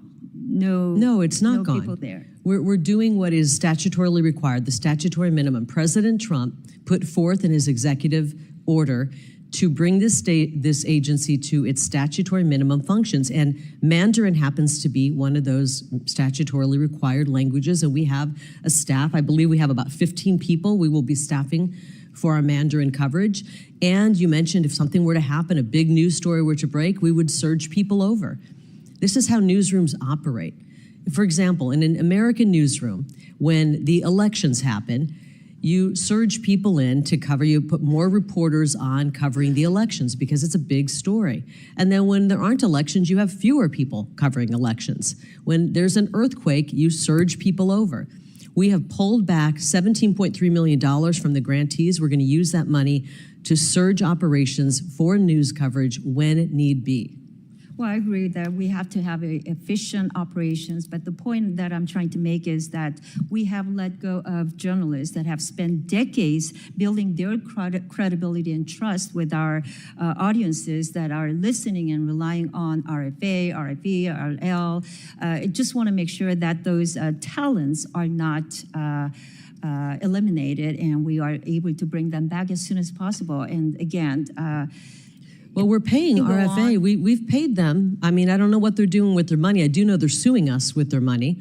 I'm not sure what they're doing. We're paying RFA, and if they're firing their workers, then that's on them. But this agency spends $950 million. $400 million is going to these grantees. And we paid them. In the interest of time, I know we're way over time. I do want to recognize Mr. Johnson, Rep. Johnson from Texas. Ms. Johnson, I'm sorry. Thank you so much, Madam Chairman. I appreciate the opportunity, Ms. Lake. Hi. So I want to address a couple things that was just recently said. Representative Burchett was trying to imply with his questioning of you that it's just Voice of America is a relic. I just looked it up, and 354 million people listen to it every week. So I would hardly qualify or classify that as a relic. Those are government numbers, and I don't trust those numbers. Well, that's a sad state of affairs when you don't trust the government that you're representing and that you're working for and an agency that you're in charge of. That's a pathetic statement to tell the American people that you don't trust the government that you're leading. So next, American people don't trust this government. This is my time. And so, and Representative Kim, I share your concerns. I was comforted to hear that she expressed concerns to you that, quote, I wrote it down, she worries about the U.S. ability to win the information war going forward. And I share that concern. I'm very concerned that we are ceding ground. In her own statement, she said that the Voice of America is vital in contradicting the CCP China propaganda, and I completely but it's concur sharing with her. CCP propaganda. So, no, we are countering their propaganda. So I have some questions. You know, I just want to make sure that I have the record correct and I have your statements correct. You have called the Voice of America anti-American propaganda, correct? And I think you're implying that today. Is that right? They have put forth propaganda from other countries. Sadly, I'm very sad about that. And you do consider Voice of America to be a biased agency, is that correct? They have been, yes. Okay. And you agree that the characterization of Voice of America's track record is unsalvageable and appalling, is that correct? Pardon me? You think that the Voice of America's track record is unsalvageable, correct? I think that this agency, U.S. Agency for Global Media, is unsalvageable, that we can pull parts that are decent and we could work with, and that would be VOA. Yeah, and the thing that's so stunning is that this is an exact set of messaging put out by the Chinese. That VOA is a frontline propaganda tool. VOA is widely recognized as Washington's carefully crafted propaganda machine. This is Chinese propaganda that you are restating You're right. VOA as an is American putting out official. Chinese propaganda. No, excuse me, but that is absolutely outrageous. That what is happening now is that the Trump administration has gone from 71 employees to 2. 71 to 2 of the people running Voice of America in China. That's not true. And now we have a situation where you are essentially parroting the Chinese propaganda. It's for the dismantling of Voice of America. So what do we have? We have the Trump administration cutting all service personnel of this agency. We have the head of the Trump administration who's over this agency parroting Chinese propaganda. And all we are doing is ceding America's critical voice. We are the counterbalance in the world of democracy against China, against North Korea, against Russia, the Americans, the United States government. We are the voice. We are the voice of democracy. We are the voice that the world relies on for accurate information, just as Representative Kim implied in Iran. A member of the opposing party, this is Republican and a Democrat agreeing that the Voice of America is critical, and you are gutting it, dismantling. If you had concerns, why don't you just fire the people who are giving information you don't agree with and hire some others? Why are you just throwing the entire agency out, ceding America's role in the world of information to the Chinese, our enemy of disinformation? You know, we have had multiple hearings of this committee, being very concerned over propaganda and disinformation that the Chinese are propagating in our country and throughout the world. And instead of stepping it up and fighting harder and bringing American might to the fight and the truth of what we believe in, we're saying, take it. You can have it all. We're just going to go away because we don't believe what we're doing anymore. And that is absolutely outrageous. We are ceding all of our soft power in the world to our adversaries because the Trump administration doesn't believe in accurate truth. And I just cannot for the life of me figure out why it is that you want to do it. It's just unconscionable to me. And unfortunately, I'm out of time. I yield back. Maybe you should run for president. Because I'm a member of Congress and I'm very happy where I am. Thank you. Okay. Well, because the president won with an overwhelming mandate. And the president has the right to put forth an executive order. And I have the duty to effectuate that executive order. We and I'm have roles doing and that. responsibility of oversight as members of Congress, and that is exactly have a what we're doing. And I don't responsibility to the think the American president taxpayer? campaigned to cede all of American propaganda, all of American information to the Chinese. I don't think that is exactly what he ran on. I don't think that's what the American people voted for. So I disagree with you completely. I can see that. I guess my time is out. So thank you. Chair now recognizes Representative Biggs. Thank you, Mr. Chairman. Mrs. Lake, thank you. I appreciate your testimony.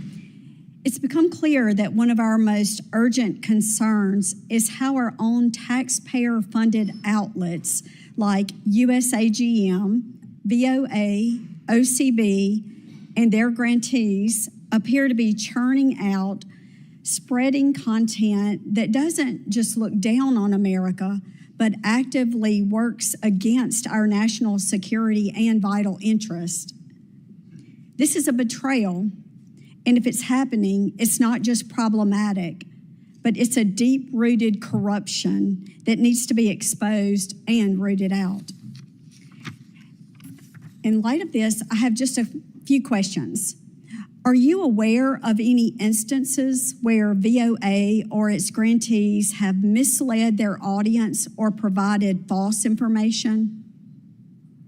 There are a lot of cases where that has happened. I mean, if you just look at the political bias, I would say that you're misleading. I'm gonna throw one case out because people will remember this video, and it was of Robert De Niro, the actor who has really seemed to go off the deep end lately, putting out a rant against the president.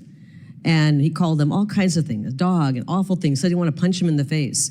That video was played on VOA Ukraine for the audiences in Ukraine to see, to make them believe that that was the sentiment of the American people.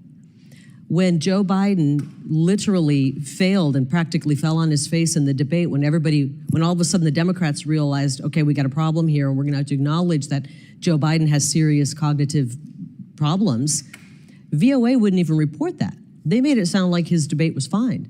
Only days later did they come in and try to make up ground.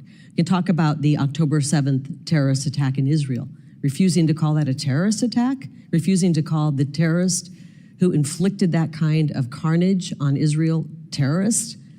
I could go on and on, but you look at the waste that they have perpetuated against the American people, the $850,000 spent on a New York concert. Why are we spending money that's meant for putting our American message out on a concert in New York? Why are we doing that? When I first got in, one of the first things that came across my email was a complaint that we had a cross-dressing man reporting in VOA to the Pakistan audience. Why are we putting a cross-dressing man on the air to tell America's story in Pakistan? We got to get things right. This is insane. It's completely out of control. And the chairman said, I can't remember the exact figure. I think he said the iHeartRadio has a budget of about 80 or 90 million. This is a nearly $1 billion budget. And we're putting out, in many cases, schlock, something that's unwatchable, and worse yet, that's un-American, pro-CCP, that is supporting our enemies. It's unconscionable that we would do that. I would agree with that, and so would my district. And moving on, have you encountered any situations where VOA or its grantees have promoted or reported anti-American sentiment? And I think you just touched on that briefly. And I'm happy to pull more. If you don't mind, I'd be happy to pull more examples of that, and we can submit it to you later. Okay, and just in looking at it from a different perspective, are you aware of any cases where VOA or its grantees have promoted propaganda from an adversarial nation? Yes, and I think I made that clear today. We have CCP influence where literally folks over at the Chinese embassy are telling the folks at VOA how to cover China. That's one example. Those are very concerning. Thank you very much for your response, and I yield back. Chair now recognizes Representative. Ms. Lake, over and over and over again, Russian propagandists tell us you can't trust the VOA. They're a phony organization. They tell a lot of lies. And you are here today repeating that Russia propaganda point. Again and again and again, Chinese government agents tell their people, do not believe the voice of America. They tell lies. And you are here repeating that Chinese propaganda point. What's particularly illustrative is my colleague said, you know, you have 300 to 400 million listeners per week nationwide, worldwide, and you said you can't trust that number. It comes from the government. That number is quite consistent with the numbers issued by the Trump administration in 2017 and 2018. Everybody in this room knows that I don't trust Donald Trump. Now they know you don't trust Donald Trump. Having administered that agency for 4 years, issues numbers as to how many listeners they have, and you say don't trust them. That's because now, excuse me, it's my time. Ms. Lake, do you know the rules here? Follow the rules. Now, you had your opening statement. This is my 5 minutes. Mr. Putin wants to weaken America. There are those in America who want to help him. Those who want to help Putin know that they can't just scuttle an American aircraft carrier. So they're trying to do something that is far more dangerous to our role in the world and our national security, and that is to scuttle our international broadcasting. Now, we have a bipartisan Armenian caucus, 2 chairs, 2 co-chairs. You have eliminated all Armenian language broadcasting. Did you consult with any of the chairs or co-chairs of the Armenian caucus in Congress before you cut off that broadcasting? That's a yes or no question. Nope. That's how decisions are made. And I'm sure you didn't consult with the U.S. ambassador in Yerevan either. I'd like unanimous consent to put in the record a report from the U.S. Office of Special Counsel detailing the terrible administration of USAGM during the latter months of the Trump administration. I'll point out that Ms. Lake tells us how terrible it is that she can't get information. You know who really needs information? Congress. You know who's sitting behind you? Mr. Michael Pack, the former under Trump director, same job you have, who we had to try to subpoena to come here and give Congress information, and we got stonewalled. But had we had Mr. Pack here, in your testimony, you talk about how there's waste, and we would have detailed all the waste of your Trump-appointed predecessor, and how the $1.6 million of personnel claims that you cite occurred chiefly under the Trump administration. So you're here basically saying that you don't think that we can't have international broadcasting because you can't run it. The idea that you say, well, China is telling Voice of America how to broadcast. Of course, you try to interview Chinese diplomats. You interview members of Congress. That does not mean, I tell all the LA Times what they should do all the time. They tend not to listen. Every journalist is given advice by everybody in the world all the time. Now, I think Ms. Kim did a good job of illustrating the problems with closing down our broadcasting efforts. Our soft power is of critical importance, and I think Putin would be very happy. Now, as I pointed out, there are many settlements due to law breaking and violations that you cite And of course, they occurred back in 2020 under Mr. Pax. No wonder he refused the subpoena. No wonder he wouldn't testify here. No, I will give you credit. You're here. And you're here defending the indefensible, which is that America should be silent on the world stage. Our ability, bombs are powerful. Truth is more powerful. Taking the bombs away from our military would be bad. Taking truth away from our public diplomacy efforts is worse. I yield back. I now recognize my colleague from Arizona, Congressman Hamadeh. Thank you, Chairwoman. I want to thank Chairman Bass for allowing me to wave into this committee, and Ms. Lake. It's hard to say Ms. Lake. I know you as Kari, and so does you can everybody. Call me Kari. So does everybody in Arizona. And Kari, for everything you had to endure in this committee hearing, especially not just here, but what you had to endure in 2022.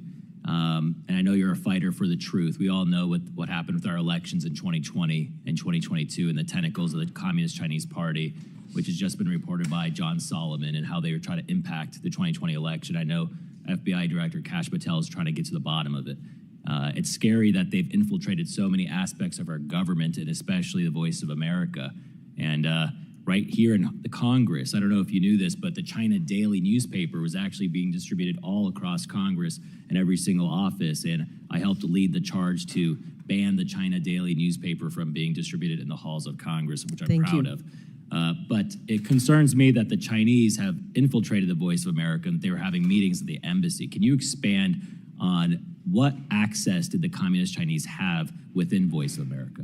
Well, they have more say, this is sad, over editorially what VOA and puts out than someone like me, who's been charged with helping to oversee this agency. Because of an editorial firewall, key lead management and leadership at U.S. Agency for Global Media cannot have focus in or tell the folks what they should be covering at Voice of America.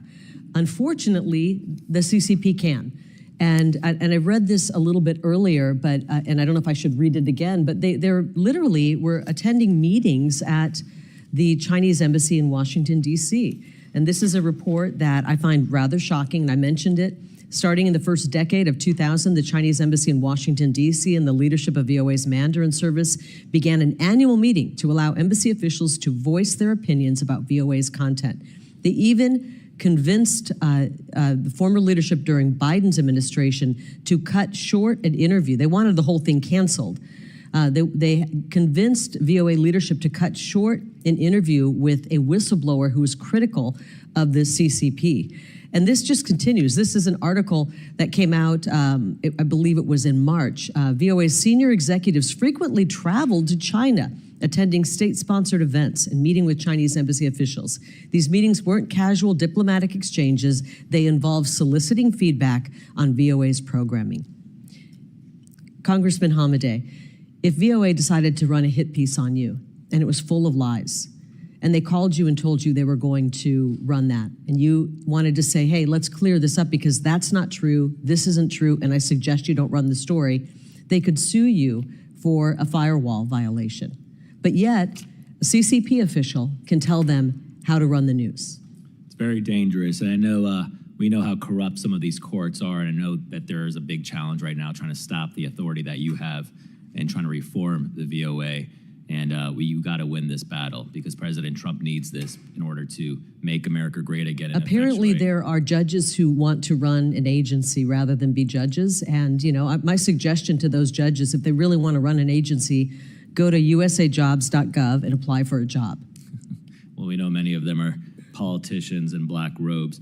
Kari, I want to talk about after President Trump's successful strike on the Iranian nuclear facilities, he put out a post on X that had it translated his speech in Farsi. So you were able to do that with the statutory minimums within the VOA? Yes, we were. We were, and it wasn't a scramble, as many said. It was typical breaking news where you jump in when news happens. And our team, our Persian team, were able to jump in when news broke, when the bombs hit, and we were in place, ready to go when President Trump delivered his historic address, We had it broadcast on the air and digitally as well, online, and it was translated simultaneously in Farsi. Even though some people said we didn't do that, we in fact did. There's a lot of lies out there, and unfortunately people, some of the Democrats in this room believe the lies, or they know they're lies and they want to repeat them. But we were live on the air. That is, I think, what I heard from one of the members on our team, the most people saw that tweet than any other tweet that we've ever done on VOA Farsi. Incredible. Well, thank you, Ms. Lake, for being here, and thank you for always fighting for the truth. And in many ways, I wouldn't be here in Congress without your help and your support. So thank you again, Kari. Thank you. I yield back, Mr. Chairman. Gentleman yields back. I want to thank you, Ms. Lake, for your testimony today. At this point, we're going to do closing statements. I think we covered a lot of ground here today. You spoke about a number of different concerning things, from what's going on with lawfare to foreign nationals being hired and given access and not actually being vetted, to facilities being empty and not used, and individuals that have worked for our adversaries, even though they were supposed to be expressing the sentiments of America. It's sad that it was not bipartisan to bring up those issues, but only to attack you. I do want to give the minority side an opportunity to offer any closing statement, because maybe they want to bring it up now.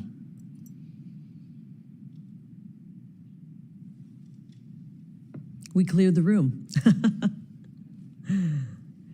I don't want them to say I didn't give them a chance, because that'll happen later. Yeah.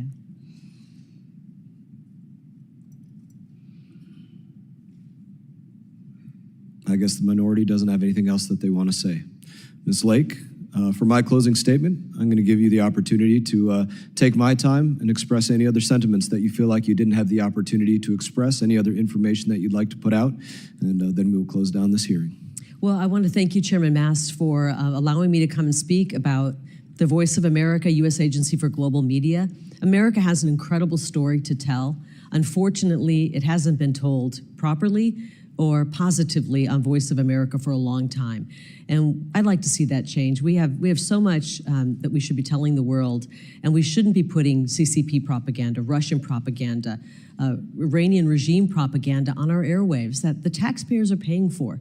This is nearly $1 billion agency. We know for a fact money is being wasted. We know that the content going out is not supportive of this great country. Yet the great people of this country are being forced to pay for it. And thankfully, President Trump has come into office and said, I want to make sure we scale back this out-of-control bloat in the federal bureaucracy. And I don't take pleasure in people losing their jobs, but I will tell you, in the media landscape, the trends have been newsrooms are getting smaller. We don't need as many people. Where it used to take a team of 6 or 7 to get a story out in a live shot, one person can do that now.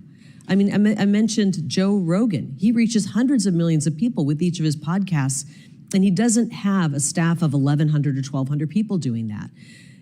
Unfortunately, in the government, they don't like the word modernize, and they haven't modernized in this agency.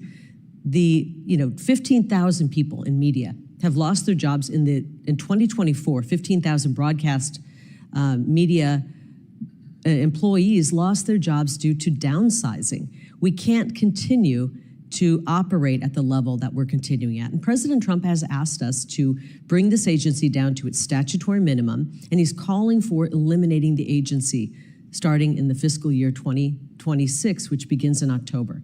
And I'm going to work to effectuate that. You know, I could be selfish and say, I don't want to end an agency because I'm working in it. I'm happy to do what the president has asked us to do. We need to start scaling back some of the waste. And I do think it's wasteful to spend money at an agency that's supposed to be telling America's story that is not telling America's story. I'm going to do everything in my power to make sure that we stop running CCP propaganda, that we start putting the true story of America forward as much as I can in the coming months. So thank you so much for giving us an opportunity. And I wanted to be respectful to everybody. Unfortunately, I didn't think that some of the questions really came forth to prod and find out what's happening and how we can make it better. But hopefully I was able to provide some answers. We appreciate your testimony today. And I would simply add to that, we can accomplish today with any one given phone what it used to take a team of people to do, a camera person with a tripod and a 20-pound camera and a reporter and somebody holding a microphone and a news truck to broadcast that. Any one of us and any individual across the globe can now conduct that with something that most of us carry in our pocket. That's the difference in the world today as to just a decade ago. That's right. In that, I would say this, pursuant to committee rules, all members may have 5 legislative days to submit statements, questions, and extraneous materials for the record, subject to length limitations. Without objection, this committee stands adjourned.